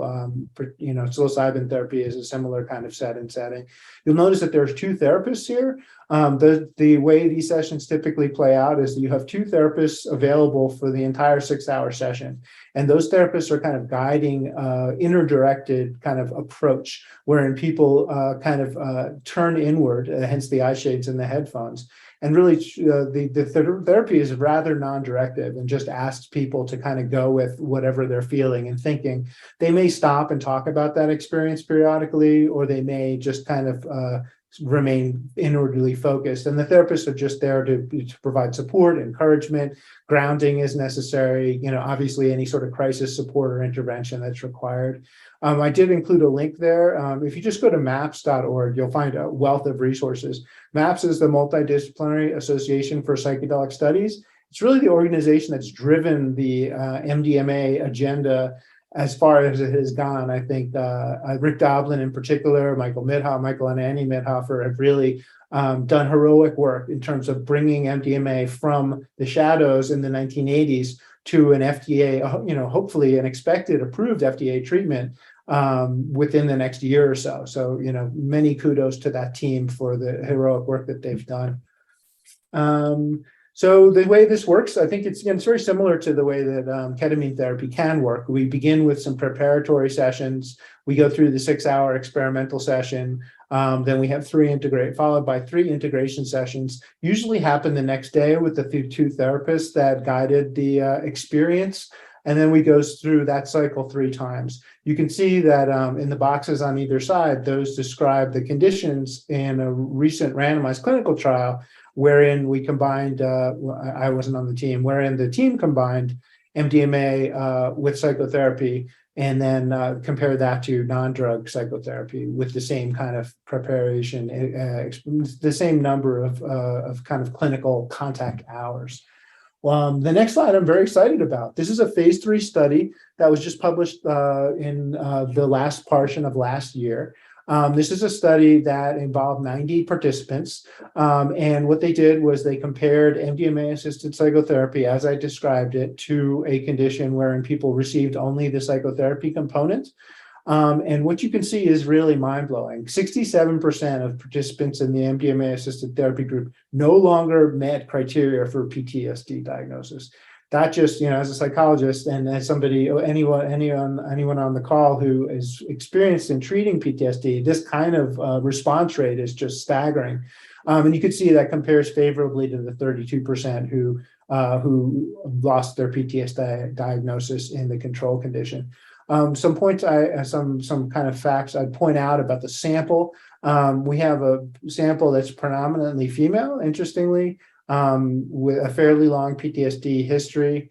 17% of the sample are veterans, some of whom are VA patients. That's one of the reasons why we're excited to fund some work in this space, is really to focus squarely on VA and veterans, because as I described, it's a population sorely in need of help. VA is extremely well positioned to provide this treatment at scale, and it's going to really move the needle on public health, I think. So I gave you the citation down here. I'm happy to share a reprint if folks have difficulty finding it.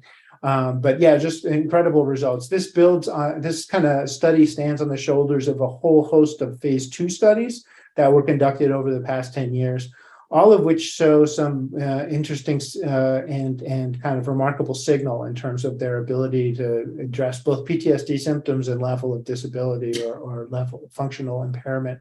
So really exciting results. There's currently a phase 3 confirmatory trial that's underway with a larger sample of people that does include a larger sample of veterans as well. And pending the outcome of that trial, that was requested by the FDA, and they had input into the design of that study, as well as this one I'm sharing with you now. So that should the results be as impressive as this study that I'm sharing with you, we should be in good shape to get MDMA approved. So let me close with some comments just about what we're doing. And I think some folks on the call who may be researchers would be interested in this. We have kind of 3 pillars of the work that we're doing. The first is research. So our intent is to curate and fund research programs that generate the evidence necessary to convince policymakers, VA leadership, legislators, and appropriators that this treatment is effective and worthy of implementing throughout the system. We're going to support both clinical trials, looking at different types of placebos and comparing those to MDMA-assisted therapy, as well as some comparative effectiveness trials, looking at how MDMA stacks up against the gold standard cognitive processing and prolonged exposure treatments. And also identifying some ways in which MDMA-assisted therapy might be incorporated into or used alongside of some of those evidence-based psychotherapies. For example, prolonged exposure, those of you who are trained in that may be thinking about how this could fit in, right? You could do the preparation session, help people understand their focal trauma, tell their story, tee up that, and think about the MDMA-assisted therapy session as really an exposure session, right? And then doing some integration work afterwards. At any rate, we intend to fund research that will ultimately allow VA to recommend MDMA-assisted therapy as a gold standard treatment at the same level of evidence as prolonged exposure cognitive processing therapy, EMDR. Hopefully in the next review cycle. They're currently undergoing, the guidelines are currently undergoing review with a release date expected next year, but I don't think we have enough data in the chute to be able to get that endorsement at this point in time. The other 2 points I just make briefly are training. We're very interested in the MAPS organization, does a fabulous job of training many clinicians in how to do that inner-directed therapy that I mentioned. But there is not enough capacity. And so CIIS, the program that Jerry's involved in, they are other avenues of people getting the training necessary to equip them to conduct this therapy. What we're interested in doing is helping to develop training curricula and work with commercial partners to identify ways in which the training needs to be adapted or optimized for individuals in VA, so veterans and also VA clinicians. We have to figure out how can we fit this in clinical care. You can imagine, again, those of you who are VA people, figuring out how you're going to release 6 hours of clinical time to do one intervention session, and not to mention the preparation and integration session. So there's some re-engineering of care processes that need to happen, but importantly also training clinicians in the MAPS approach, as well as some of the other inner-directed therapies, or even some of the more structured, directive, evidence-based psychotherapies. Our plan is to develop a VA training curriculum that could be delivered next year. And then finally, we work in advocacy, and that's I think another area where those on the call can really resonate. We need to amplify veteran voices and persuade legislators that this is worth pursuing. And I think politically we're well positioned to do that, given the everyone's investment in veterans' mental health. And so we're looking if there are folks on the call who have treated veterans who have been through MDMA therapy as part of a clinical trial, which is generally how folks have accessed it to date. We'd love to hear from them because we are going to use their stories to help tell our larger story, right? Because it is stories of individual recovery and individual strength and individuals overcoming their challenges that really resonate with legislators and the general public. So we really want to amplify those stories and help individuals tell about their experiences in order to reinforce some of the larger systems level interventions that we hope to implement over the course of the next probably 5 years or so. So I tell people, this is that we have to play the long game with the VA. This isn't going to happen overnight, but we're invested in making sure that the research that we need is being funded, that clinical training is available to get the treatment to the veterans who need it, and that all stakeholders are aware of and supportive of these efforts. So I'll leave it there. Thank you. Thank you so much, Ken. That was a really extraordinary presentation and extremely exciting. It does seem that we're standing on the cusp of some sort of paradigm shift in mental health care here, which I think is going to be so beneficial to the veterans we serve. In terms of questions, I'm seeing quite a lot of questions here. I think I'll start in order, going back to Alvin. Alvin is still here. Yeah. Alvin, could you say a bit more about pragmatically how do veterans access the ketamine clinic at SFVA? And a related question is, apart from a PTSD qualifier, what are the inclusion or exclusion criteria for ketamine treatment currently? So currently, to get access to the program, we need individuals to be, so first off, it's like, yeah, SFVA only for the moment. We haven't expanded to allow the open visit referrals, that they need to be engaged with housed in the mental health clinic, right? They need to have an MHTC established. Because what we don't want is for people just coming in just to seek the therapy without being engaged in like comprehensive mental health treatment, right? And also this helping assessment with regards to like, oh, how was the treatment resistance, things like that. So that's one step. There's a consult, so they have to be within SFVA care, and then a treating provider, usually prescriber, is going to place the consult to us to interventional psychiatry, kind of note ketamine treatment. And then, from the referral, we do an evaluation, talk to the patient, and then we do the setup for getting them into the ketamine program. So that's sort of like the general pathway with regards to people getting ketamine treatment. As regards to inclusion or exclusionary criteria, there's a bunch of things that we can work through that I do tend to ask, but let me pull the stuff up that I have. I probably should just put it in the slide somewhere. Hang on a second. Okay. So, for at least IV ketamine, right? And so we'll do IV first, because S-ketamine is more stringent with regard to the REMS, right? There's like an age situation where you can't be over age 65, etc. We don't necessarily have that with IV ketamine. In fact, our kind of evaluation are essentially locally controlled by myself and Dr. Fernandez, one of the other primary physicians kind of in the group.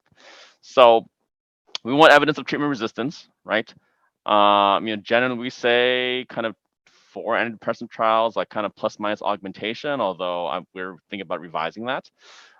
We need to know if they've had any sort of past kind of poor reactions to that ketamine. Controlled hypertension is kind of a big thing, right? So that's one of the side effects that can potentially happen. So that's one of the reasons that we'll abort treatment or we won't start it if they come in with elevated blood pressure. So we need that controlled. Any sort of active CNS issues, we need to be comfortable with all that. So if they have aneurysms, seizures, all that sort of stroke, that kind of thing, we need to be aware of those processes, right? They can't be like actively using substances or an active substance use disorder, and so. We've been okay with cannabis. Alcohol, we need to, to be, at the recommended daily limit or lower. we always suggest that people aren't using anything when they're doing the treatment, right? Because that's sort of going to confound potentially the treatment itself. Although I will say the more I've treated people who are concurrently using, the more I do wonder how much it may or may not be blunting effects from it. And then there's some other sort of things that I check in with regards to like kind of the medical history, etc. So those are some of the. What about Go the ahead. mechanism of ingestion? Is it only intravenous, or is there? Am I right in saying there's nasal ketamine too? There's the intranasal version, S-ketamine. Got it. Okay. Yeah, I mean, I prefer the IV because you can go past what the intranasal offers, and again, it's sort of less onerous. I think I saw the question about the veins. Yeah. There's been some looking into like other routes. So intramuscular, I know people look at sub-Q, oral. We're maybe considering IM. We haven't felt confident enough in seeing a large enough kind of like literature base to like move towards that, although some other providers have talked about it. So we're not quite there yet. If they really do have access issues with regards to things like chemo, etc., I mean, depending on how invested they are, we could possibly have a port placed.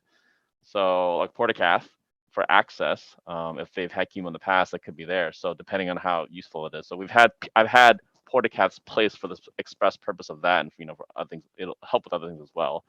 But that's also an option. So those are probably the routes we do at the moment. All right. Next, and I'm moving a little quickly here because we don't have, unfortunately, a great deal of time for questions around this. I think maybe we'll run a little bit longer. Question for Jerry: as someone who you're in the IPI psychedelic psychotherapy training program, and then in your capacity at Swords, you of course know veterans and the needs of veterans well. And I'm curious around in that overlap between your observation and understanding of veterans and what you're learning as a trainee therapist. What is your sense of how this is going to be for veterans? Is there a lot of excitement on behalf of veterans? Is there trepidation, a mix of both? Do you have questions? Where would you say, what is your perspective on that overlap? Because this is so new and a program we are just starting, I haven't spoken to a lot of veterans about this because I didn't want to, get everybody excited about something before we had the okay. My guess is that there would be a lot of excitement in the veteran community about this. The research is so compelling and so hopeful. And just, civilians, when they read the research, get excited. So my sense is that it will be very big. And there will be a lot of excitement about this possibility because it really is breakthrough medication, breakthrough therapy. It really is. It's kind of astonishing. It's not a silver bullet. It's not a fix-all. It's one more tool, but it's very exciting, effective tool. For Ken, a question, and I'm linking a couple of things here.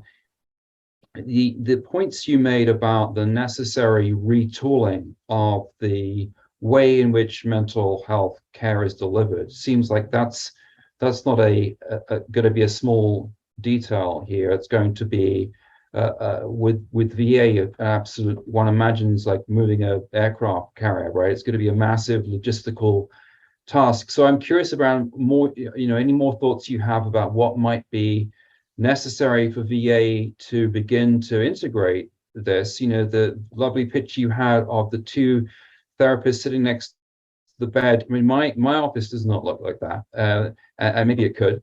And so that's one question. And another question is for how can non-clinicians support potentially the evolution, you from Evolve, the evolution of VA in a careful and scientifically informed and culturally informed way to begin to integrate this. So a two-part question: how do we sort of move the battleship, so to speak, and then what can be done by the whole community, veterans, perhaps in the center, or ideally in the center, to kind of make this feasible? Yeah, great question. So one area where I think is near and dear to your heart, James, is peer support. I think that we don't need two licensed clinicians necessarily in that room. We definitely need a trained person who's been through one of these accredited programs, who understands deeply the process.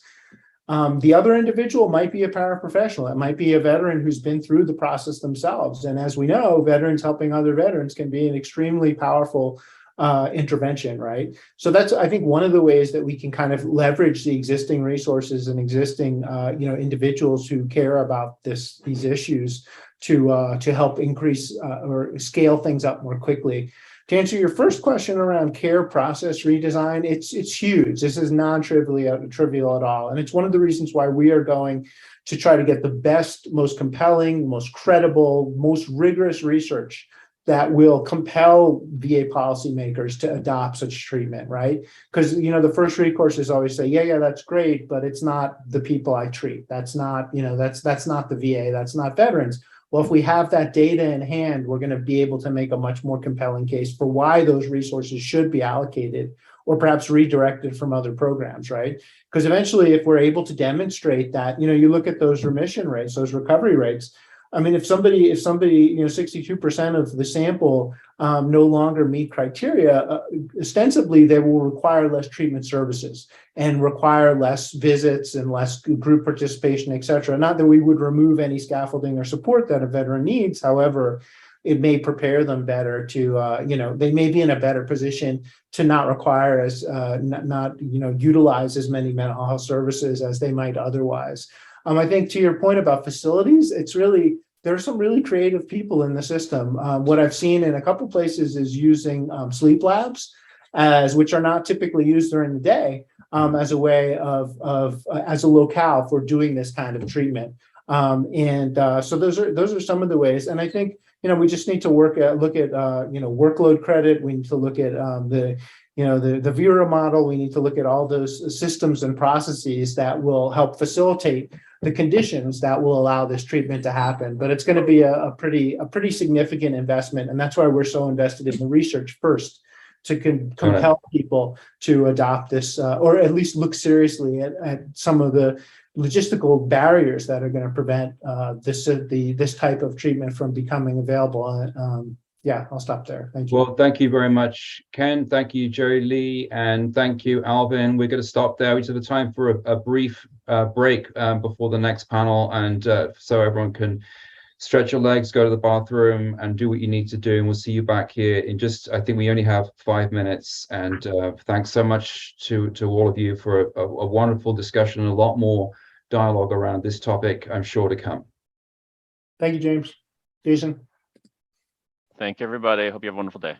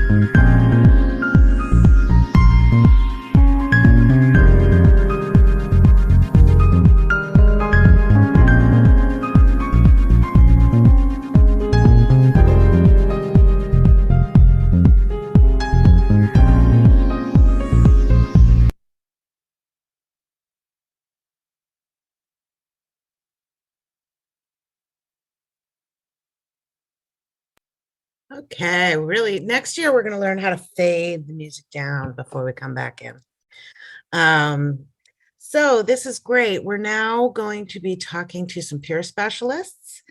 And during this session, we're going to have 4 of our peer specialists speaking. Each will present a little bit about who they are, why they're doing this.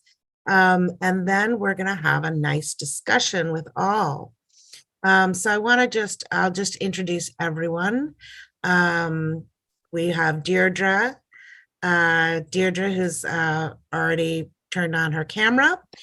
Deirdre Robinson, she is an SSVF community case manager here at Swords to Plowshares. And let's get if Vince and Allison and if Roberto's on, to turn on your cameras and join us. Okay, wonderful. So we have, since Vince has his camera on, Vince Tarkanian, peer specialist at the Santa Rosa CBOC, and also used to be with, I believe, with the HUD-VASH, so did some work with Swords to Plowshares here in the city. Allison Champagne, who's a housing community case manager here at Swords to Plowshares. And do we have Roberto Rodriguez yet? Let me turn on mine. Well, I don't see him, but I'll introduce him anyway. Roberto Rodriguez is peer specialist at the Eureka CBOC, which is just a reminder of how big the catchment area is for the San Francisco VA hospital, because we're all the way up there. So as we start, let's just go ahead with our opening remarks. Deirdre, why don't you start off and introduce yourself and your position as a peer and how you came to do that. Okay. How long do I have? 5 minutes. Okay, I actually wrote it down because I'm seriously not good at this. Good afternoon, everyone. As you heard, my name is Deirdre Robinson, and I thank you for inviting me to be a part of this summit and allowing me to share some of my lived experiences with you. I am an Army veteran, and I served during peacetime in the early 80s. I am presently an SSVF housing case manager. I'm not sure what the distinction is between community case manager, but that is not me. I am with SSVF, which is Supportive Services for Veterans and their families. I'm also a former client of Swords to Plowshares. So as a client, I know well how important it is to have a case manager who can hear you. And I also know from being a former client that once a veteran has secured a permanent housing situation, everything else seems to be more manageable and obtainable with assistance. I assist my clients with overcoming their barriers to securing permanent housing by various means. Some of them are I pay all application fees on their behalf, all security deposits. In some cases, some veterans qualify for rental assistance for up to 12 months. In other cases, they qualify for up to 9 months of rental assistance. If eligible, I provide utility assistance, as well as an $1,800 stipend per household member, which is used for small household items once I house the veteran. And this money is typically used for purchasing beds, sheets, towels, rugs, those type of small household items. And we are fortunate in that we've been able to tap into a grant funded by Homestretch, which allows up to $4,000 per household member for furniture. And my goal when I applied for and accepted this position at Swords to Plowshares was to give back to the veteran community that had so invaluably aided me when I most needed it. to that end, I strive and will continue to strive to be the very best housing case manager that I can be to each and every one of my clients. Thank you. Sorry, I wrote it. It's fine. That's wonderful. It's great. Thank you, Amy. Okay. So Vince, why don't you introduce yourself, talk about peer work. Hi, everyone. My name is Vince, and so peer work. I found out about peer support specialists in the VA by being approached a long time ago by someone who was a peer support specialist or was working towards becoming a peer specialist, and but he was already reaching out to veterans on, and so I through my journey through being a recipient of services through VA's HUD-VASH, and getting signed up and getting services through VA healthcare. I got my life stabilized, and then I decided that I wanted to give back, and so I pursued becoming a peer support specialist. I took a little bit of a long road. I started with the VA in 2019 as a PSA in HUD-VASH. So I was doing the administrative work behind the scenes and helping out that way. And then the opportunity came up for me to take the course to get the peer support certification, and I pursued that. And then then an opportunity came up, a job to be a peer support specialist in HUD-VASH in San Francisco at the Edwin M. Lee building. It's the new housing unit was built there. So I proudly went in with my certificate, said, here, I've done it. I want to do the job. And then in 2020, my journey started as a peer support specialist working at HUD-VASH in San Francisco. And then ultimately, let me backtrack. I had applied to be a peer support specialist before the PSA position to be a peer support specialist in mental health in Santa Rosa. And like I said, that route didn't happen for me, and I took the other way through. And finally, opportunity presented itself, and here I am as a peer support specialist in Santa Rosa. And I've been working up here now where I live. So no more commute to the city, but yeah, and it's been quite a journey. And being in peer support, I never thought how my lived experience and the things I went through with my own mental health diagnoses and struggling with that, and struggling about talking about it. And then struggling with housing and all that. So I never imagined that, especially during those times, that would be what would be at the core of how I am helping other veterans. So here I am, and thank you. All right, wonderful. So Allison, why don't you come on back and introduce yourself and say a few words. Well, hello, everyone. It's good to see you again, Vince. Vince and I have briefly worked together. And thank you to everyone who presented before us, because it's very flattering to be invited here. So I work at a permanent supportive housing site for Swords to Plowshares. It's Edwin M. Lee, which Vince referenced. And I suppose to give some background or context to my interest in peer support work, it kind of originated because I was working in housing as far as actually securing housing for homeless youth with a different nonprofit. And I found that I was supposed to be focused on housing, and I got people housed.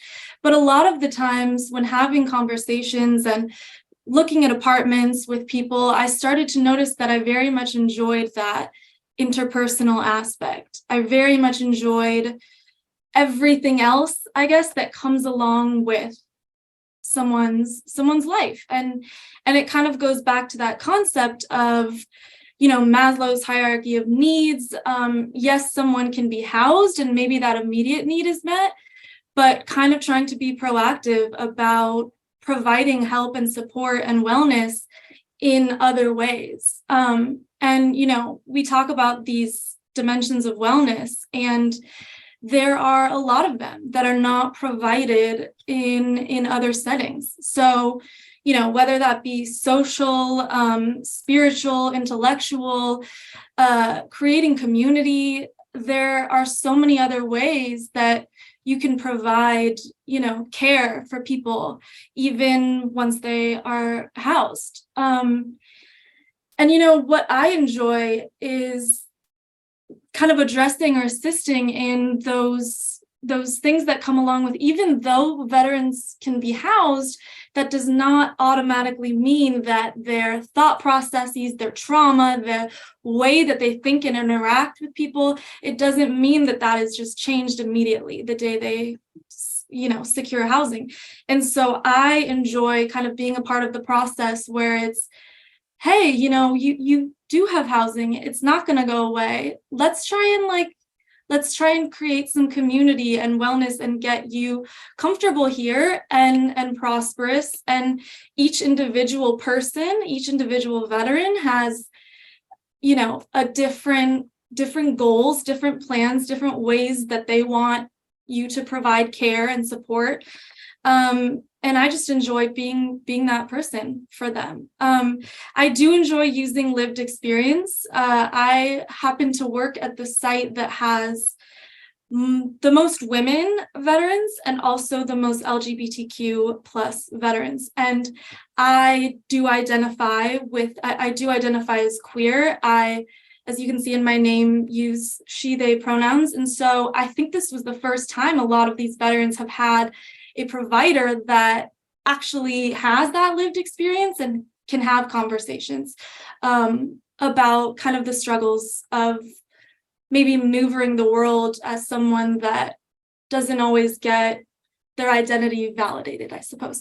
So I won't go on, but I'm excited to be here and appreciate everyone for listening. All right, fantastic. And it's so clear that all of you, that you're doing this with your whole being and your whole heart.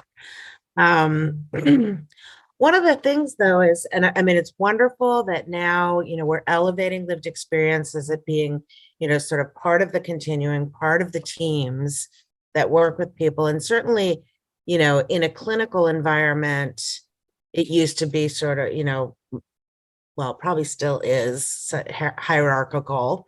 So if you talk a little bit about, whether you've had formal training or not, how you sort of separate, use your experience, but also separate yourself so that you have boundaries, and, you can be healthy with the work you do. And anyone who wants to jump in on that is welcome to. I'll jump in on that. Thank you for that, Amy. So I do have formal education. I got my peer support, mental health counseling. It's kind of a very long name, but certification through RAMS. RAMS provides a lot of services. I'm sure a lot of folks here know. But I was doing the work before that, and it was nice entering that, classroom and that environment where other people there are wanting to learn and better provide services and use their lived experience, and to get a little more formal strategies and and ways to, facilitate groups. And yeah, like you're speaking of, enforcing proper boundaries. I think that that's really key with this role specifically, because although it's not clinical and you're trying to portray to veterans, to folks that, hi, I'm not clinical, and you don't, there is not those power dynamics here, and you're really trying to make it a little more friendly. But you have to kind of be aware that going too far on that other side is not beneficial, possibly inappropriate, just in the sense that it doesn't create the sort of, support system that they might need.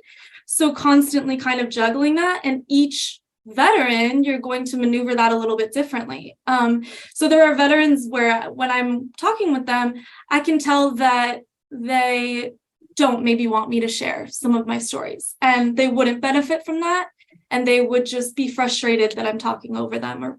And then there's veterans where they will only talk about something when they can tell I'm being vulnerable as well.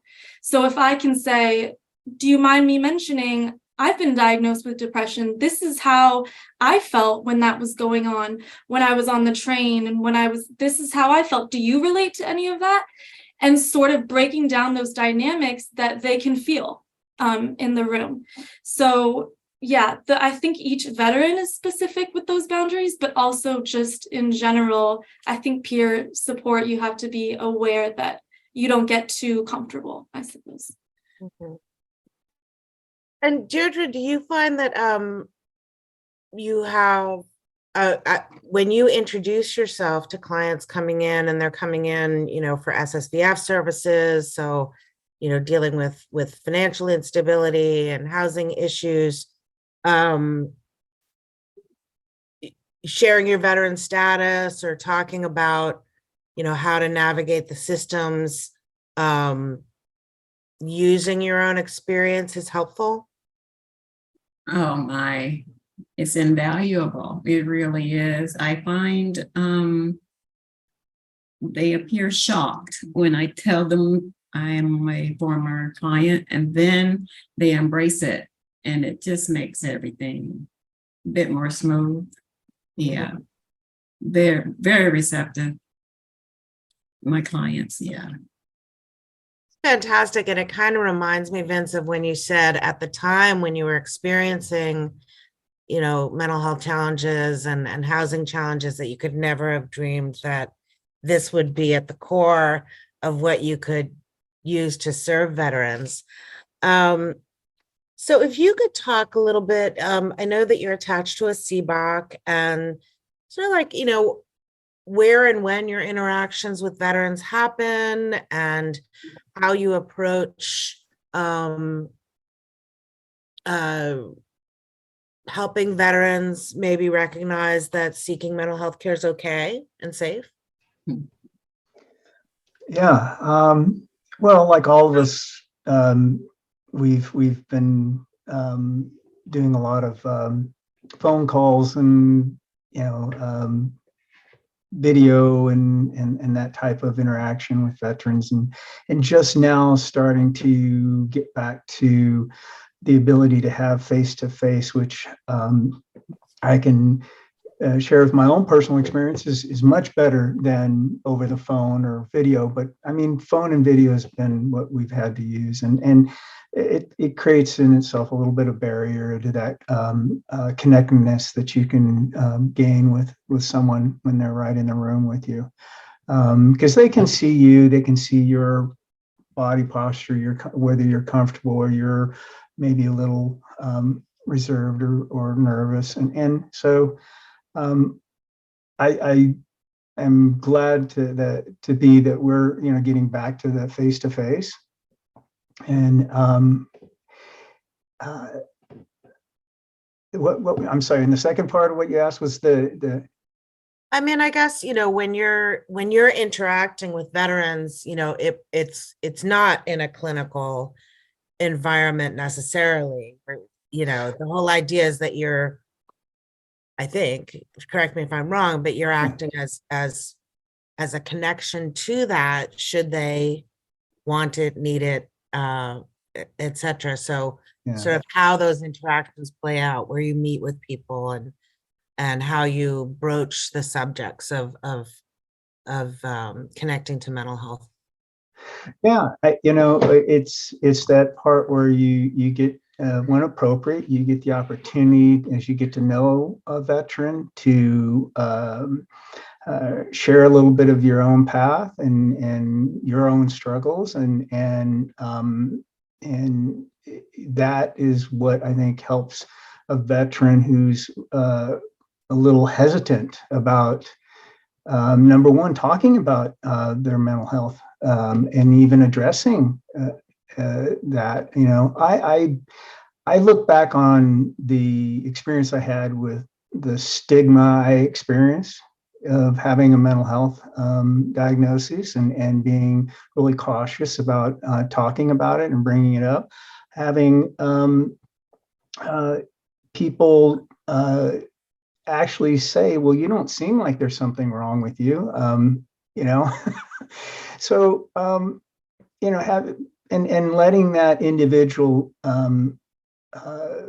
see through my, I guess, role modeling of talking about it, being open about it, and talking about my journey to becoming open about it, and the struggle that I had with being very cautious and uncertain about, should I talk about mental health? Should I talk about mental illness? Excuse me. So I think that helps. And some veterans are a little more open to it when they come right in, and they want someone to express it with, and others, it takes a little while. And you just build that rapport, you build that trust. You meet them where they are.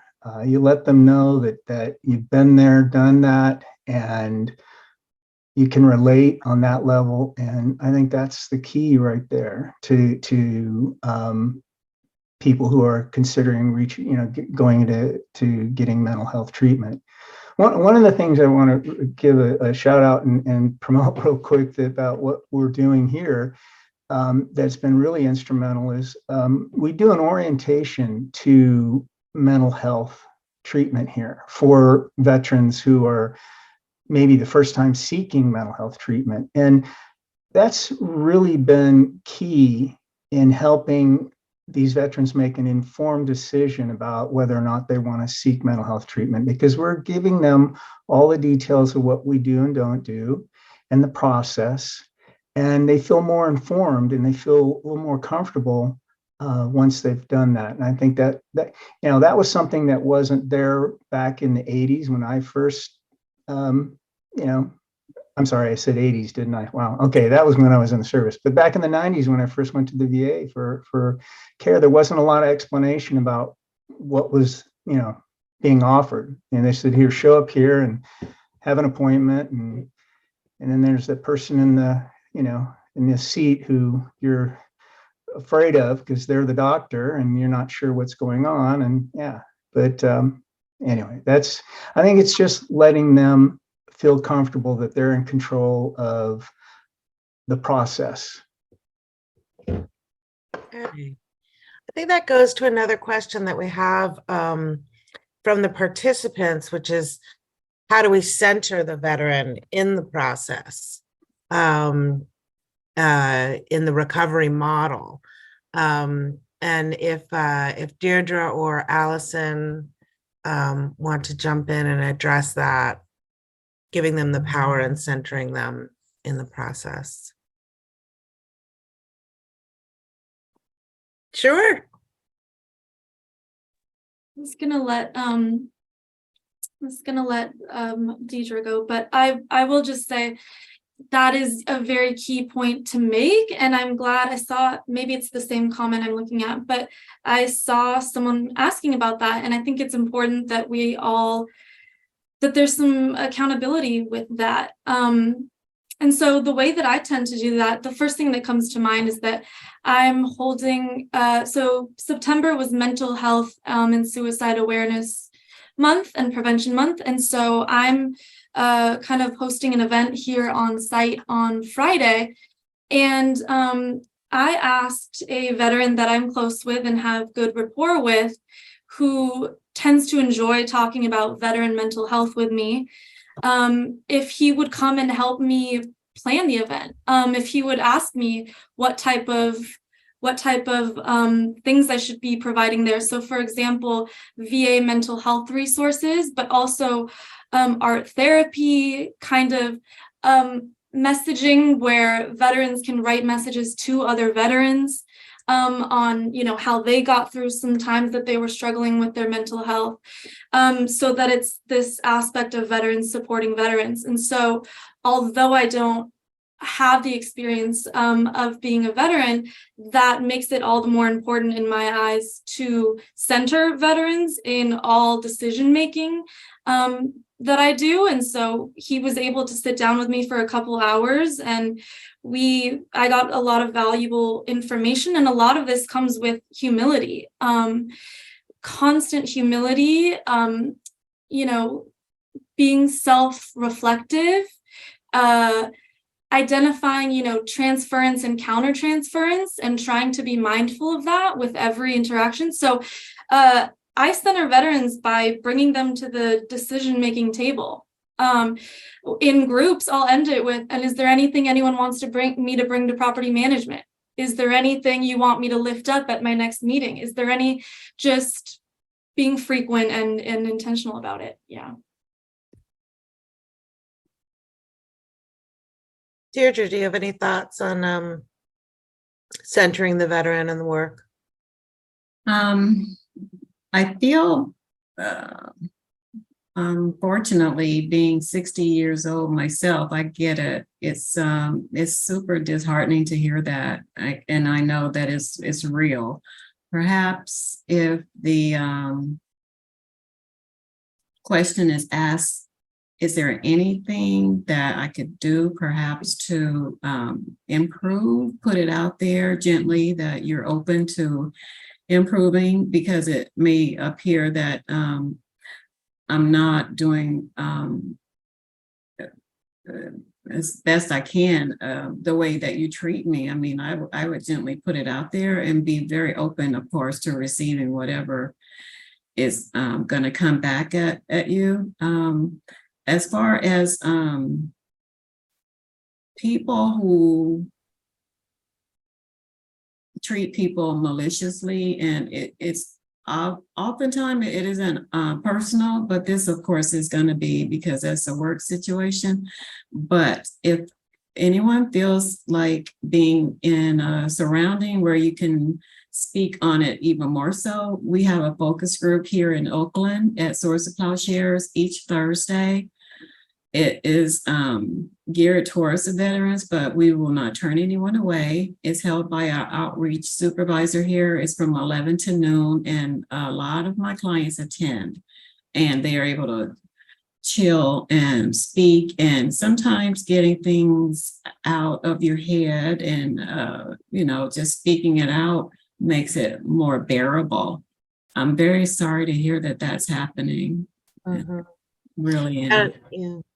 I think for those who didn't see it, it's in the webinar chat is a question from a participant, a newly hired veteran peer specialist in the VA system who has worked for many years and co-occurring disorders in the private sector. And the question was, how would you address communicating appropriately to a supervisor who seems to be dissatisfied with my progress and oftentimes speaks at me, not to me, and it's very uncomfortable being 60 plus years of age. And so thank you for addressing that, Deirdre, and also the opportunity to talk it out with other vets at the Oakland office, and we'll send more information about those opportunities. Okay. But I think it goes to the idea of elevating peers as experts and valuing that expertise.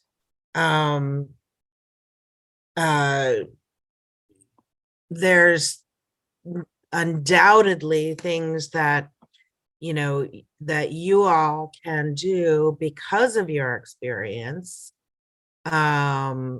that, a quote professional can't.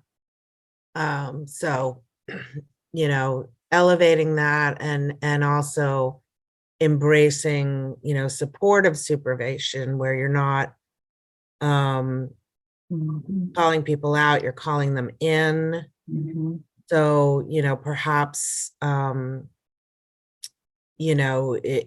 as you said, Deirdre, that this person, when they're talking to their supervisor, can talk about, wanting to understand what's going on and try and bring in a conversation. But again, yeah, I'm sorry that you're dealing with that.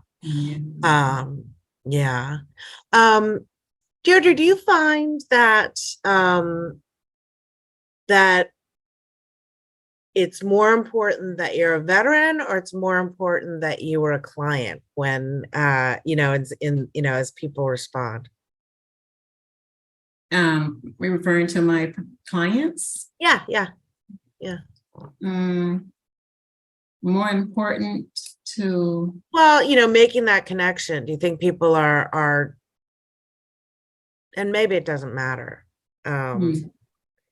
your identity as a veteran or your identity as a former client? I had never thought about it. I have found that even if I don't share with my clients that I'm a veteran, they can feel that I hear them, and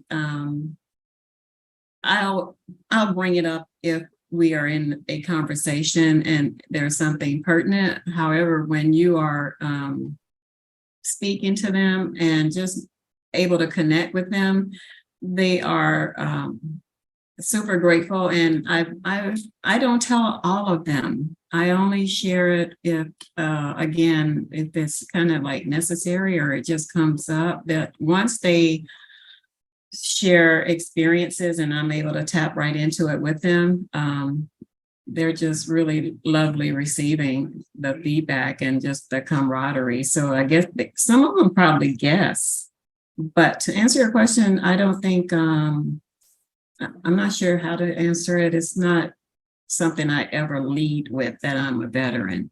But they kind of figure it out, I think, or, because you start talking about certain things and just being able to just connect with them.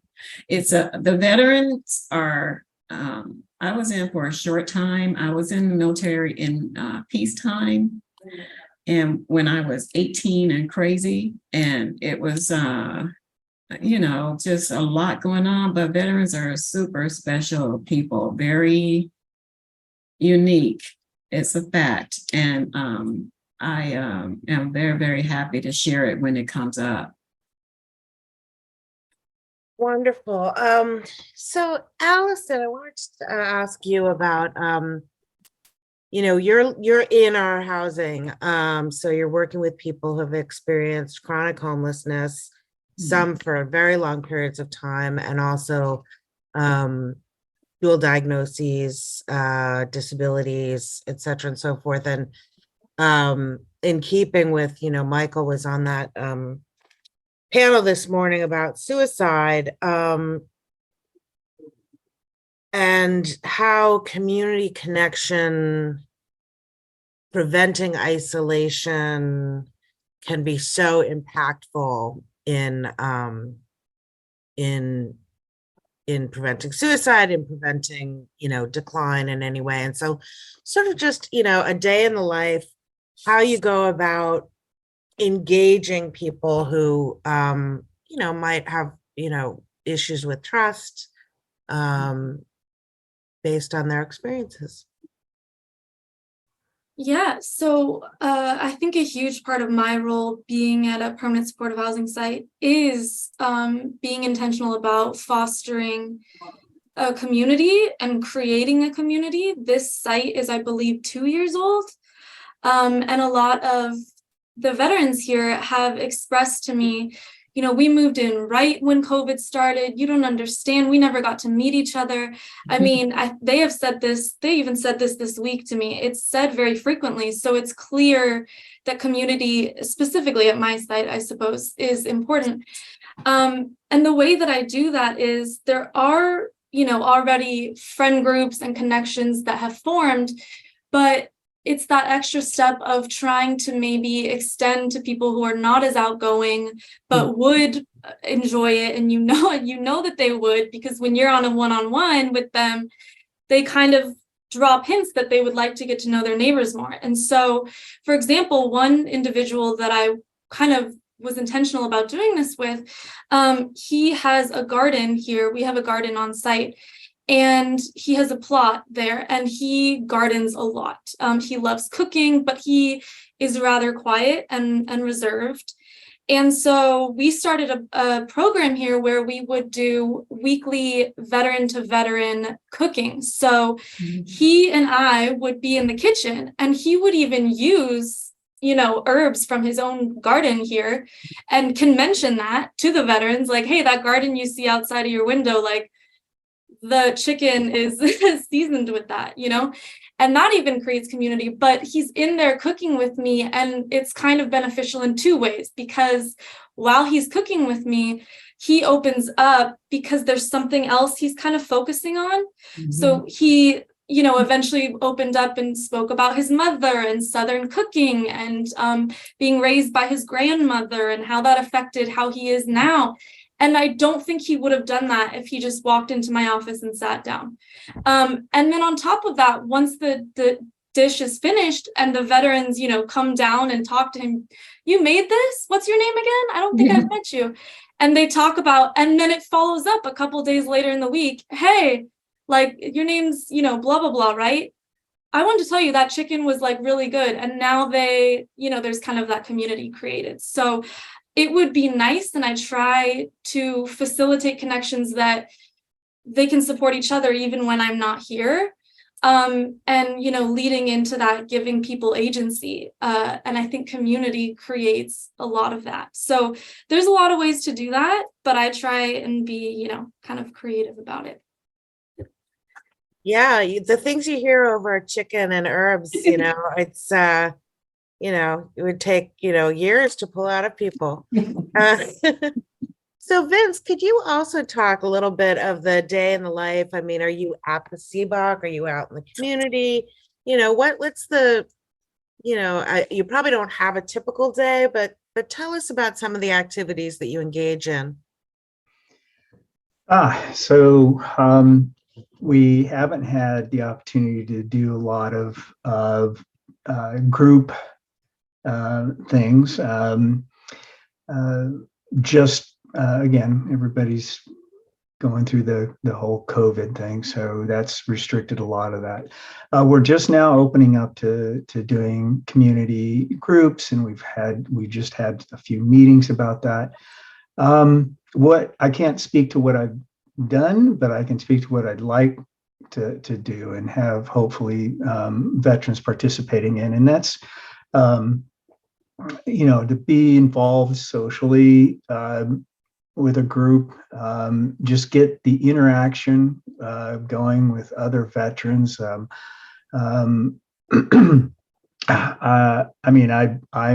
know what isolation looks like. Been there, done that, and trying to get veterans to get outside and venture out of their apartment or their home, or and getting involved. So the idea is hopefully a coffee group or something that just gets veterans out and communicating with other veterans. That's what I hope we'll be able to do here. I know that they do. One of the peers in HUD-VASH does he calls it a vet laxing group, and he takes the veterans out to parks or to the coast, and they have, it's just a fun day, and they get to socialize with each other. So we're hoping that we can do more of that kind of stuff.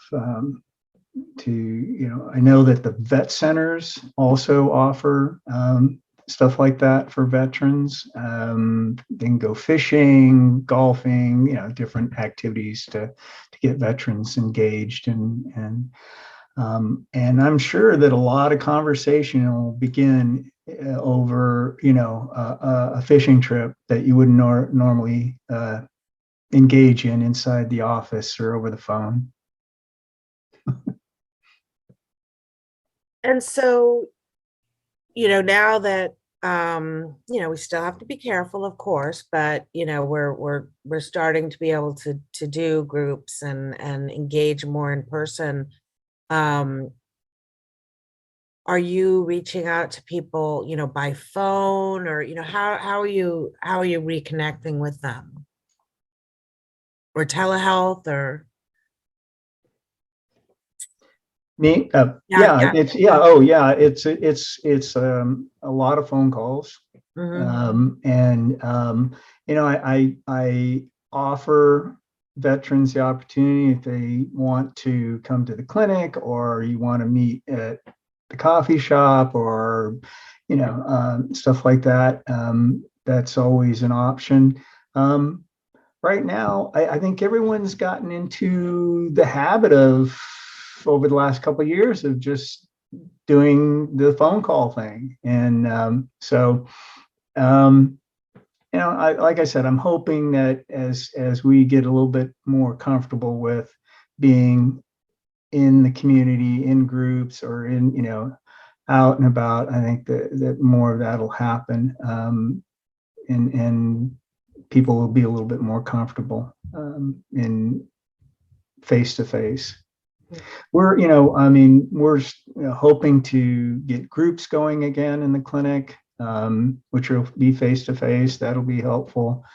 But a lot of it right now is by phone. Yeah.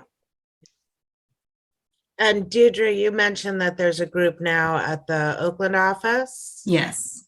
And when is that again? Thursdays at 11 to noon. Okay, great. And do you know if there's any other activities that they're doing over there, or just starting up? Well, lots of activities, but specifically regarding the focus group type of thing, because we're pulling people out of isolation, so that they can come out and connect with other veterans, connect with the staff, and so on and so forth. We have an outreach program, and they are just super. They, I believe on Mondays, they go to an apartment complex named the Monarch, and they are interactive with the tenants there. They are, they do, I've heard them say that they play bingo, they do calisthenics, they and they gear the fitness regimen according to the whomever is, the clientele who shows up. So so I know they do that, and we're trying to expand that to I'm going to try and get them into another specific apartment I had in mind. But we keep it super open. I have clients who drop in because they need to. We serve lunch every day, Monday through Friday. They can come in and get a lunch. There are always snacks about, and they are now that they are still wearing masks. They come in and they can talk to their peers, and I've seen some of them make friends. There is a outreach has a band, and on Fridays, outreach manager Dennis Johnson takes them to church if they want to attend. So there's a lot of we just keep it open so that you obviously never know what someone's going through. Who was that? Was that Vince that mentioned someone said to him at one point, "You don't look like you need help." I've heard that that I didn't look like I needed help. You judging people is a no-no. but we're human. So I get that. But because we know that we don't know we don't know what's going on with other people. So we keep it open and we try and be as inclusive as we are allowed to be. But with a lot of the restrictions being lifted, we have, greater access to people, to our veterans. I'm sure there are other things going on that I'm unaware of. I forgot to mention, sorry. I just forgot. I wanted to mention, I don't know why it didn't dawn on me to speak up about this, but we do have a Tai Chi group that is facilitated by Dr. Jeremy Joseph here at the clinic. So the veterans do come and get involved, and that's an in-person involvement here at the clinic. So things like that we're doing and hoping to do more of. Great. Allison, go ahead. Yeah, thanks for sharing, guys. I never want to talk over people. Sorry about that. I was just going to drop some of the groups that I frequently do here, which is we have a wellness group, a poetry group, cooking. I'm taking folks to a museum. We have a green care group, which is like you can we'll go to a nursery and get plants, or people will come and bring their own house plants and switch out the soil, or and women's group or LGBTQ plus group. We had a healthy aging group, which was where veterans who were I believe 60 plus could kind of speak in a room openly without younger veterans, and that was my colleague who facilitated that. But weekly walks around the neighborhood to try and, introduce places they can go and views they can look at in their own neighborhood. And there's just a lot of creativity that can happen there with the groups. So I just wanted to throw that in there. That's wonderful. And I mean, I think, coming back to again and again, that community is mental health. And looking at some of the comments here, Mo Armstrong, who I know I've met at some point, who is a peer specialist who has been in the game for many, many years and has offered his email. He's now 78, I believe. So we can learn from Mo's experience. And he also says, just talking about plain old fashioned meditation, and that he learned to meditate in San Francisco in 1966 at the Zen Center with Suzuki Roshi. So, we're continuing and strengthening these connections. I wanted to ask also, when you feel that, perhaps someone is in crisis, or that, you need some assistance, or you need to de-escalate a situation, how you deal with that, whether you've had formal training or not, just, how you approach that, because it certainly happens. And Allison or Vince, if you want to jump in. Yeah, I think that de-escalation techniques are vital for this role, absolutely, for the population we're working with. But, also just in general, I would say I do have formal training on it, a couple of trainings that I've taken, and it was a large portion of the certification course that I was in, but a lot of it involves, of course, patience. I think that a lot of it, for example, involves remaining calm in both body language, in voice, being non-reactionary. And I have found that when I keep my voice at a low level, the other person in the room who has their voice very heightened is noticing because of the juxtaposition of our voices, they notice, oh wow, kind of I'm yelling so much louder than her, and they kind of notice it when I remain calm. And also being mindful, just kind of as a mental health provider, that there is something at the root of that. And it is not, if someone gets to the point where they're yelling or their physical body language looks a certain way, it is because they haven't felt heard up until then. And they are taking it to this degree because they need an issue to be addressed. And sometimes the words they're saying are just the tip of the iceberg, and there's something beneath there that once you two sit down, if you are able to get to that point, you end up finding out there was so much more that, you know, that led you up to this point to get this frustrated. And being non-reactionary is very important, just, you know, for safety and keeping a large distance between you two.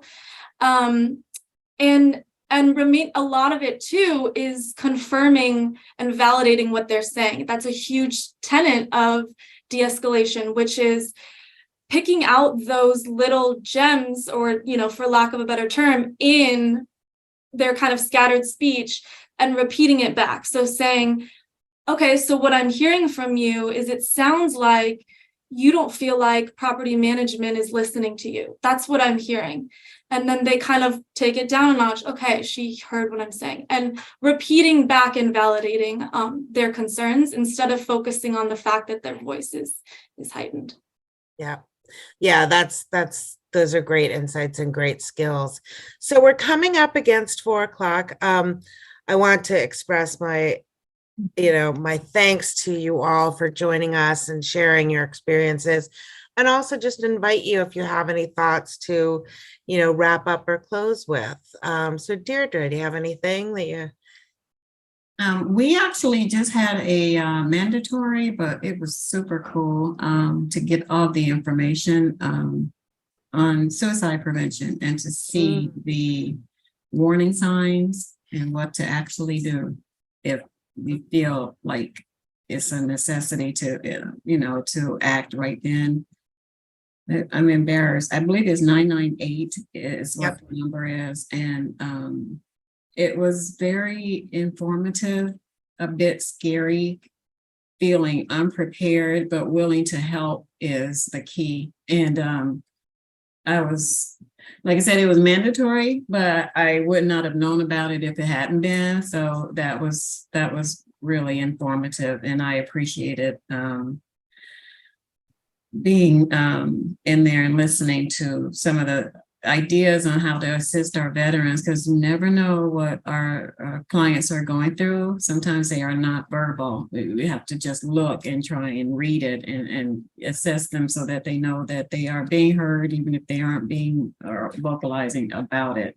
But I just appreciated being here. Thank you all very much for inviting me. It's really nice. Great. Vince, any closing words? Yeah, I would say that again, I always look at what my experience is, and a lot of times there's fear and there's a lot of pain behind that anger, and then recognizing that someone is maybe afraid of something, or they're having some pain about something, and they're not really expressing it in the best way, but they're getting animated and yelling, and and just acknowledging that and letting them have time to get to that point where they can express what's really going on. I think that's important in de-escalation. And I want to thank everybody for what they had to say. I'm learning every day. I'm learning more and more, and I enjoyed this, and thank you for letting me participate. Okay, and Allison? I'll just double down on what my 2 other panelists people said. Very grateful to be here, and I think that just the fact that you were intentional about including a panel of peer support specialists kind of shows that we, are being utilized and respected, and we are continuing to advance this kind of sector of veteran mental health care.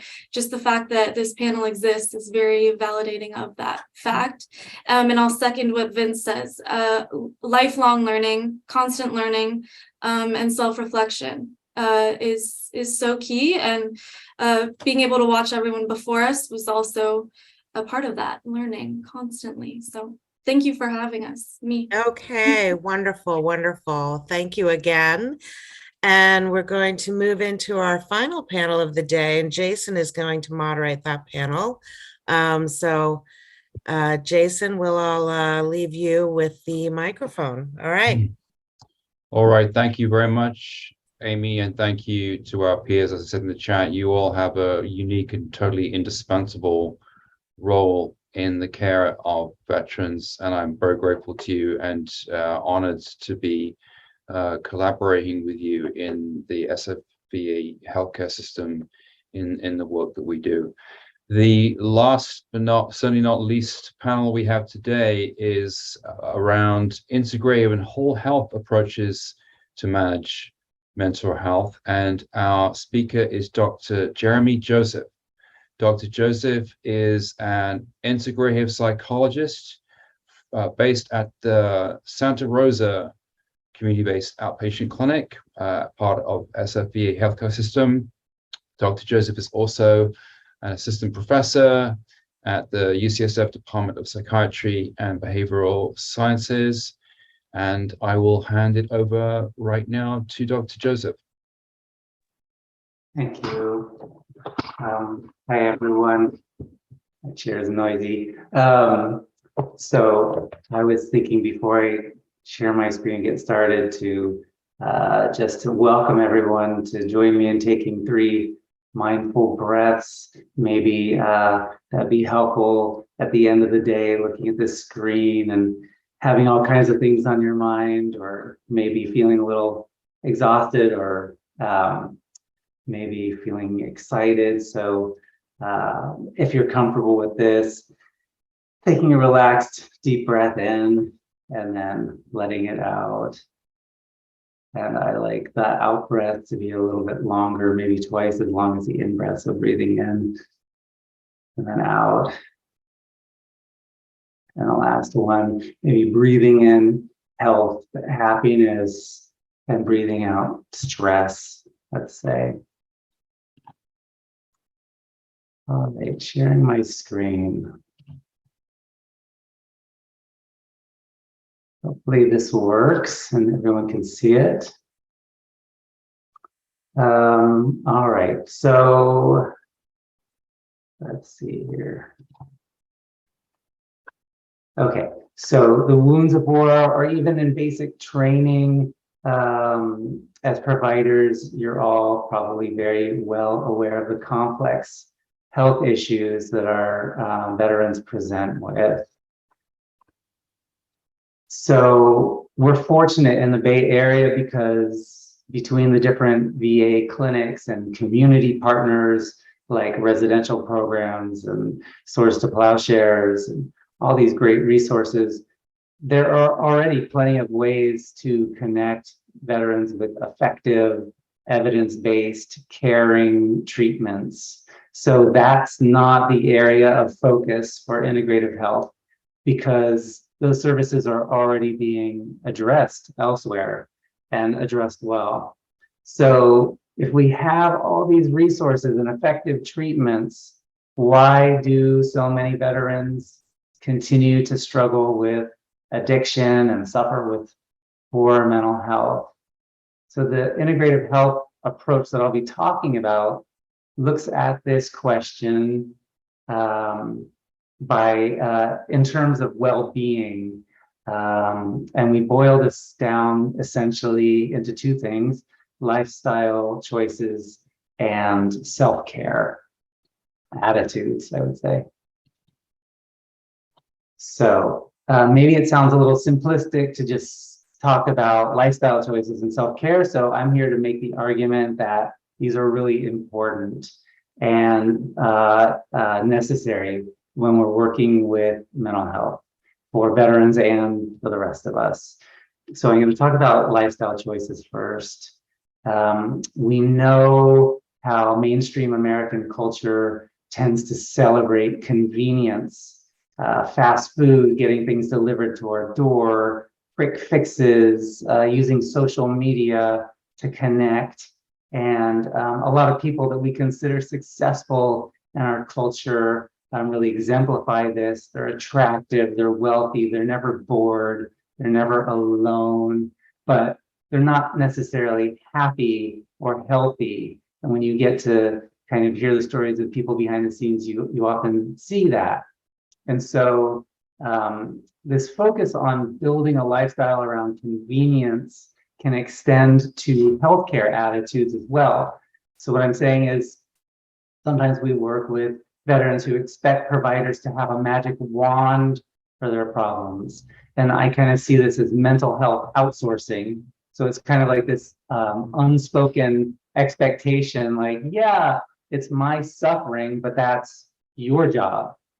And so I think that's something that we deal with, is the influence of this mainstream American culture. But our patients are also veterans, so we also need to talk about warrior culture, and that's something that tends to categorize mental health as something for weak-minded people. That mental health is actually a nice way of saying lack of willpower and the inability to just adapt and overcome.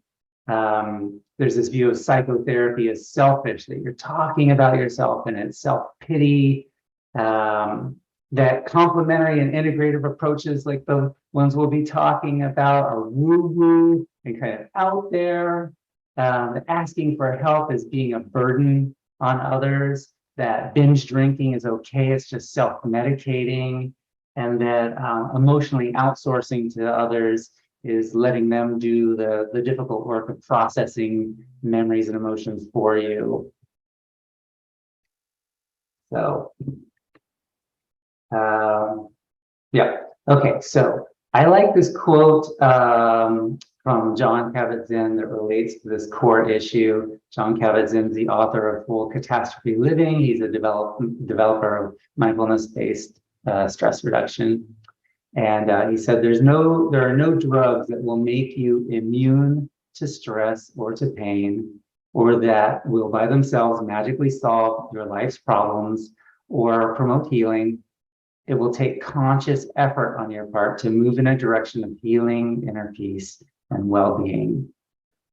The other core issue here, there's another quote I like by John Kabat-Zinn. He said, so I talked to a bunch of docs and I said, would it be helpful if you had a clinic where you just sent all the people you don't know what to do with anymore? And then we would challenge them to do something for themselves that nobody else on the planet could do for them, to see if we couldn't ignite a certain kind of passion in them for taking care of themselves from the inside in ways that we can't do just by administering medicine and surgery from the outside. So I read this quote, I shared this quote with Karen Seal, who's our medical director, and she said that's exactly what the integrative health service aims to do. So integrative health offers different approaches to promote healing of mind, body, and spirit for veterans who are living with, or they're trying to catch and control complex, chronic mental health conditions. And so you can see here a small sampling of what we offer. And to be clear, we consult with patients' primary providers first. So what we do complements, it doesn't replace conventional Western medicine.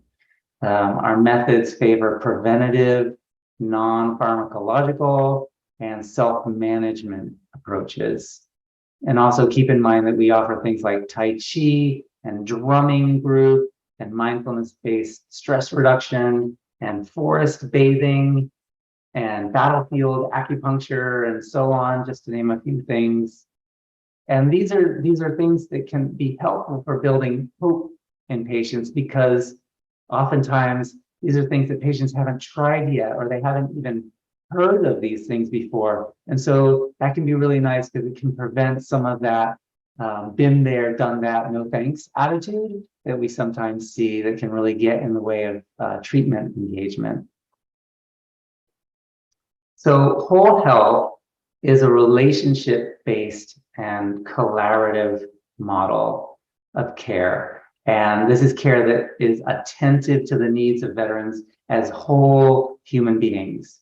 So what we try to do is incorporate the many deep connections between someone's physical, psychological, social, and spiritual health. So we can't disentangle the individual veteran's health from the health of the community around them and the capacity of our society to offer support. So this is what the whole health circle looks like. And if you want to sum up the idea, it would be going from this question of what's the matter with you to what matters to you. So integrative health invites patients to see how these dimensions, from physical surroundings to the food we eat, to our spiritual beliefs, all of these things, how they connect to one another and impact our overall well-being. And the idea is that focusing on the whole person and learning about the patient's unique mission, aspiration, and purpose can help us individualize their care. And it also helps get patients and clinicians more engaged in the work. And because the care is personalized, veterans also tend to become more motivated to make meaningful changes that will impact their health. So if you look at this, if you look at the whole health model, you'll see that at the center is mindful awareness. And this is really central to all our work. It's why I started off my talk with some mindful breathing.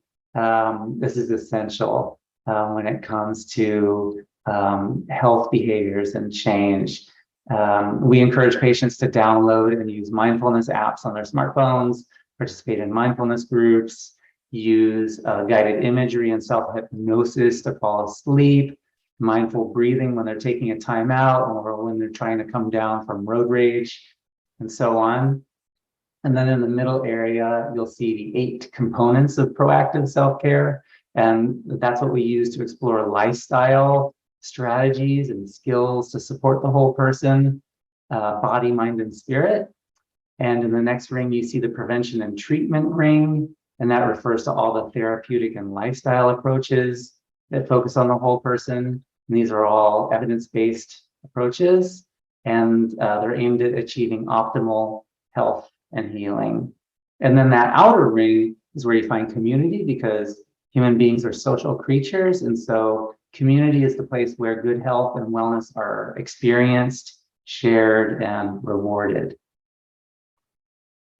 Okay, so earlier I mentioned that well-being comes down to lifestyle choices and self-care attitudes. But there's one more piece to this puzzle, and that's us providers. And it's I think it's a major blind spot on the part of the healthcare community if we can't see how systemic barriers in our institutions play an equally important role in veteran well-being.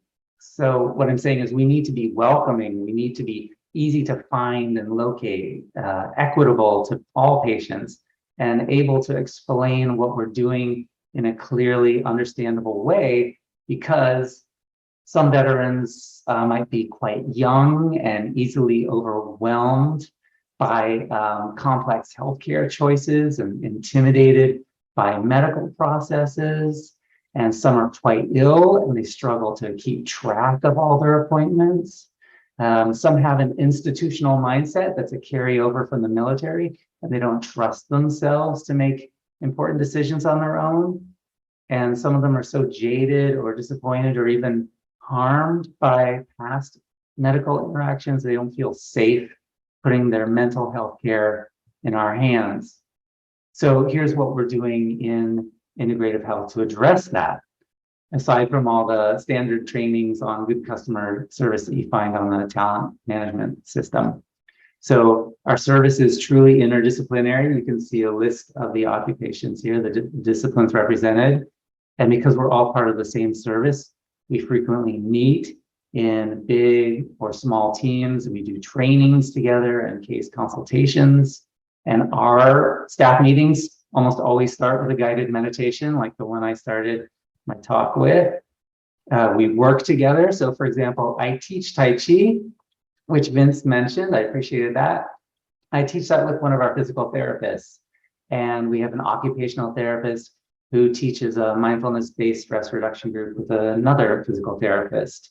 And we have a registered dietitian who co-facilitates a group on mindful and intuitive eating with one of our nurse practitioners, and so on. And we're familiar with each other's work. And so we can talk to our patients in a knowledgeable way and encourage them to connect with these other providers. And we can explain what to expect and kind of lower any worries or anxiety about this.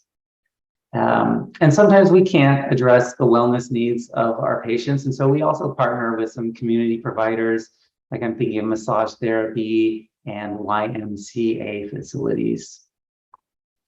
Just a quick nod to motivational interviewing. When I put this presentation together, I asked myself, if I was new to the whole health model, what would I be wondering? And maybe, you might be sitting here wondering, well, what about motivational interviewing?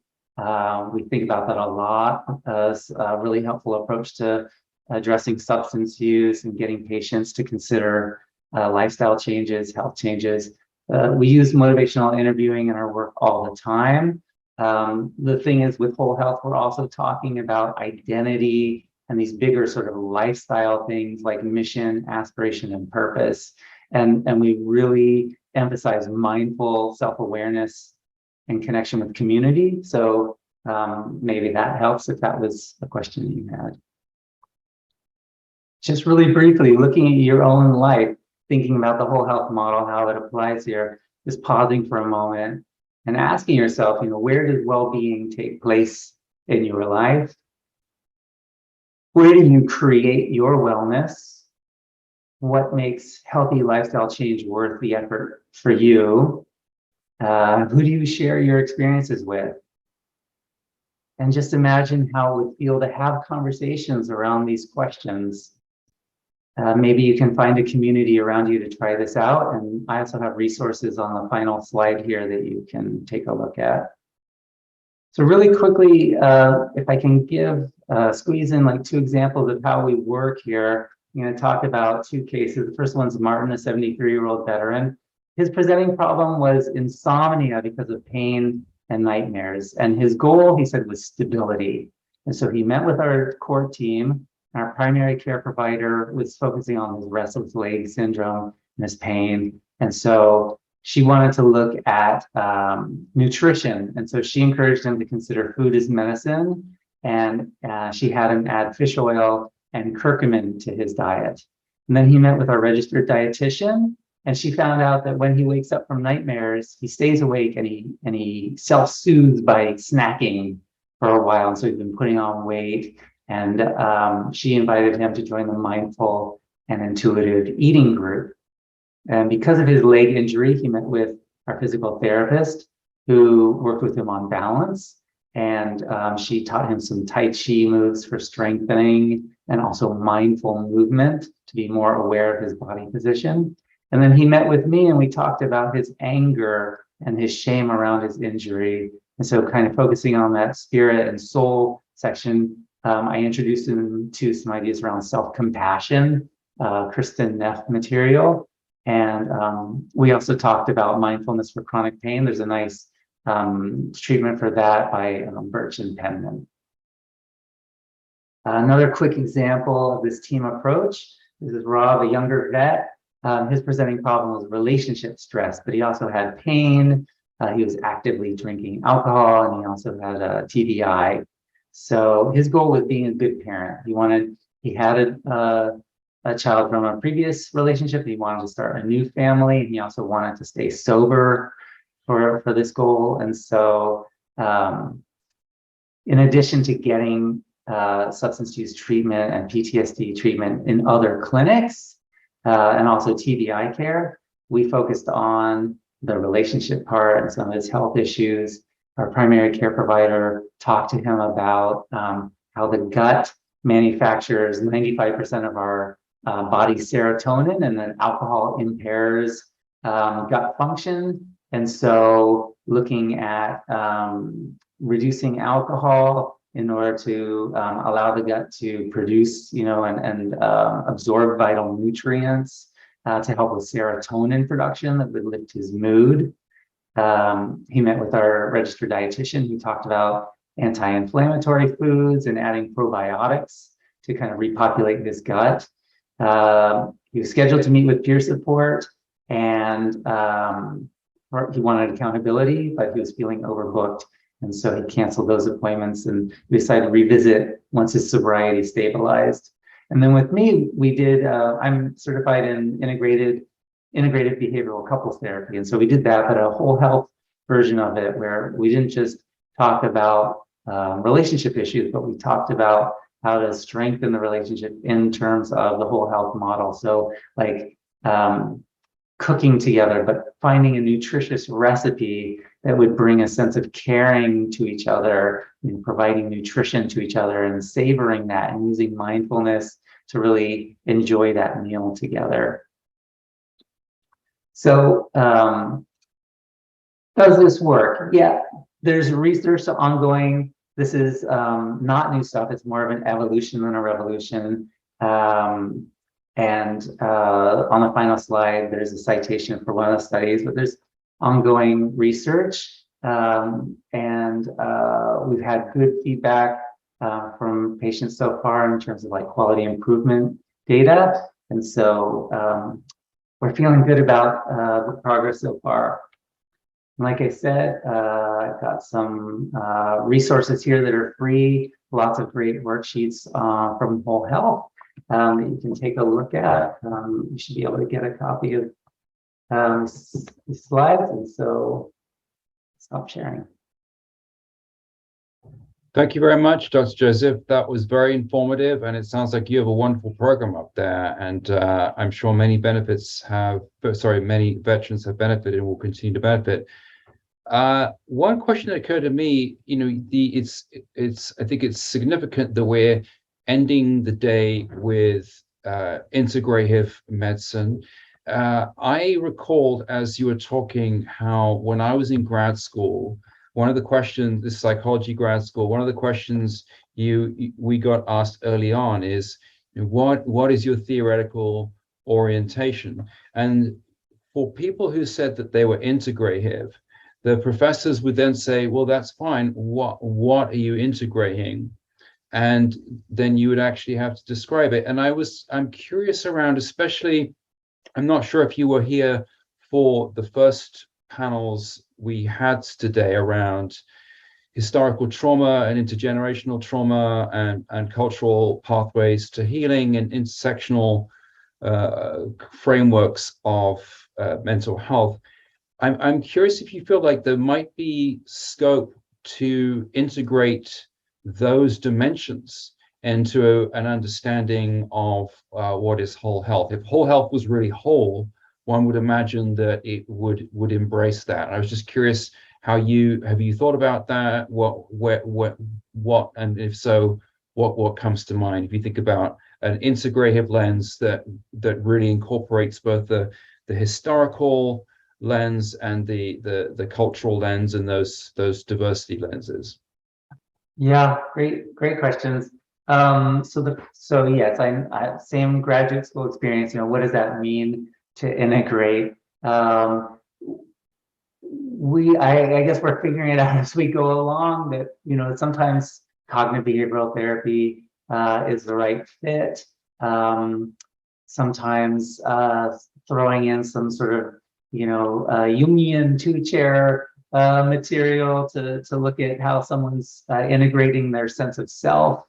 Sometimes it's a third wave, sort of acceptance and commitment therapy, mindfulness-based, dialectical behavioral skills like emotional intelligence. So my mind is overflowing with all these different things. It really comes down to what's the presenting problem, what's the personality of the patient, what are their needs, what's their style. So it keeps things interesting for all of us. And as far as historical trauma, yeah, I appreciate that presentation. And I try to bring that awareness when we have team meetings. That's on my radar, and it's part of my role to raise those questions and see if primary care providers will ask about this, or if I get the opportunity, I'll find out about impact. And also, when we do intakes with new patients, there's a question about military experience. In the military, did you experience any harassment, abuse, discrimination because of your identity? And so we try to pick up on these things, and hopefully patients will tell us. If we miss something, then hopefully the veterans will feel comfortable enough to say, and by the way, this is something that happened in my family history. Do you think it's impacting my health today? And then we can, shine a light on that. How do veterans connect with this specific service? I think anyone can place the consult. If you're in the VA, it's the consult tab, and then it says quick links, and then it says integrative health, and you have a bunch of different options there. I'm part of the integrative health and wellness clinic. I'm also part of the post-COVID long haul symptom clinic. But it's pretty easy to find. Hopefully, we try to make it easy to find. All right. Thank you so much, Dr. Joseph. And with that, in the interests of time, it being near the end of the day, or very near the day, I'll hand this back to Amy. All right. Well, thank you, Dr. Joseph, and thank you, Jason, Dr. Thompson. And I do believe we've done it.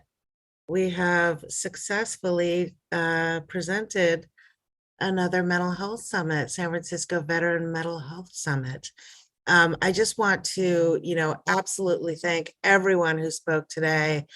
Just so valuable, wonderful partners in the VA and the community. And really wonderful to hear from you all. Just some housekeeping. We do have a survey that we'll be sending you, and it's very, very helpful if you fill it out. So please do. You can also just click on that link that Pauline just put in there.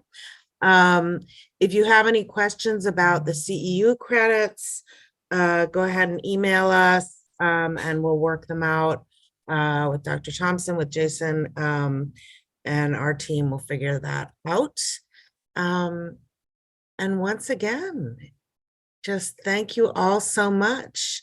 And one of the things in the survey are suggestions for what we should do for next year's Mental Health Summit. So I hope you all have a wonderful evening and a wonderful weekend, and we're so happy to work with you all. Thank you.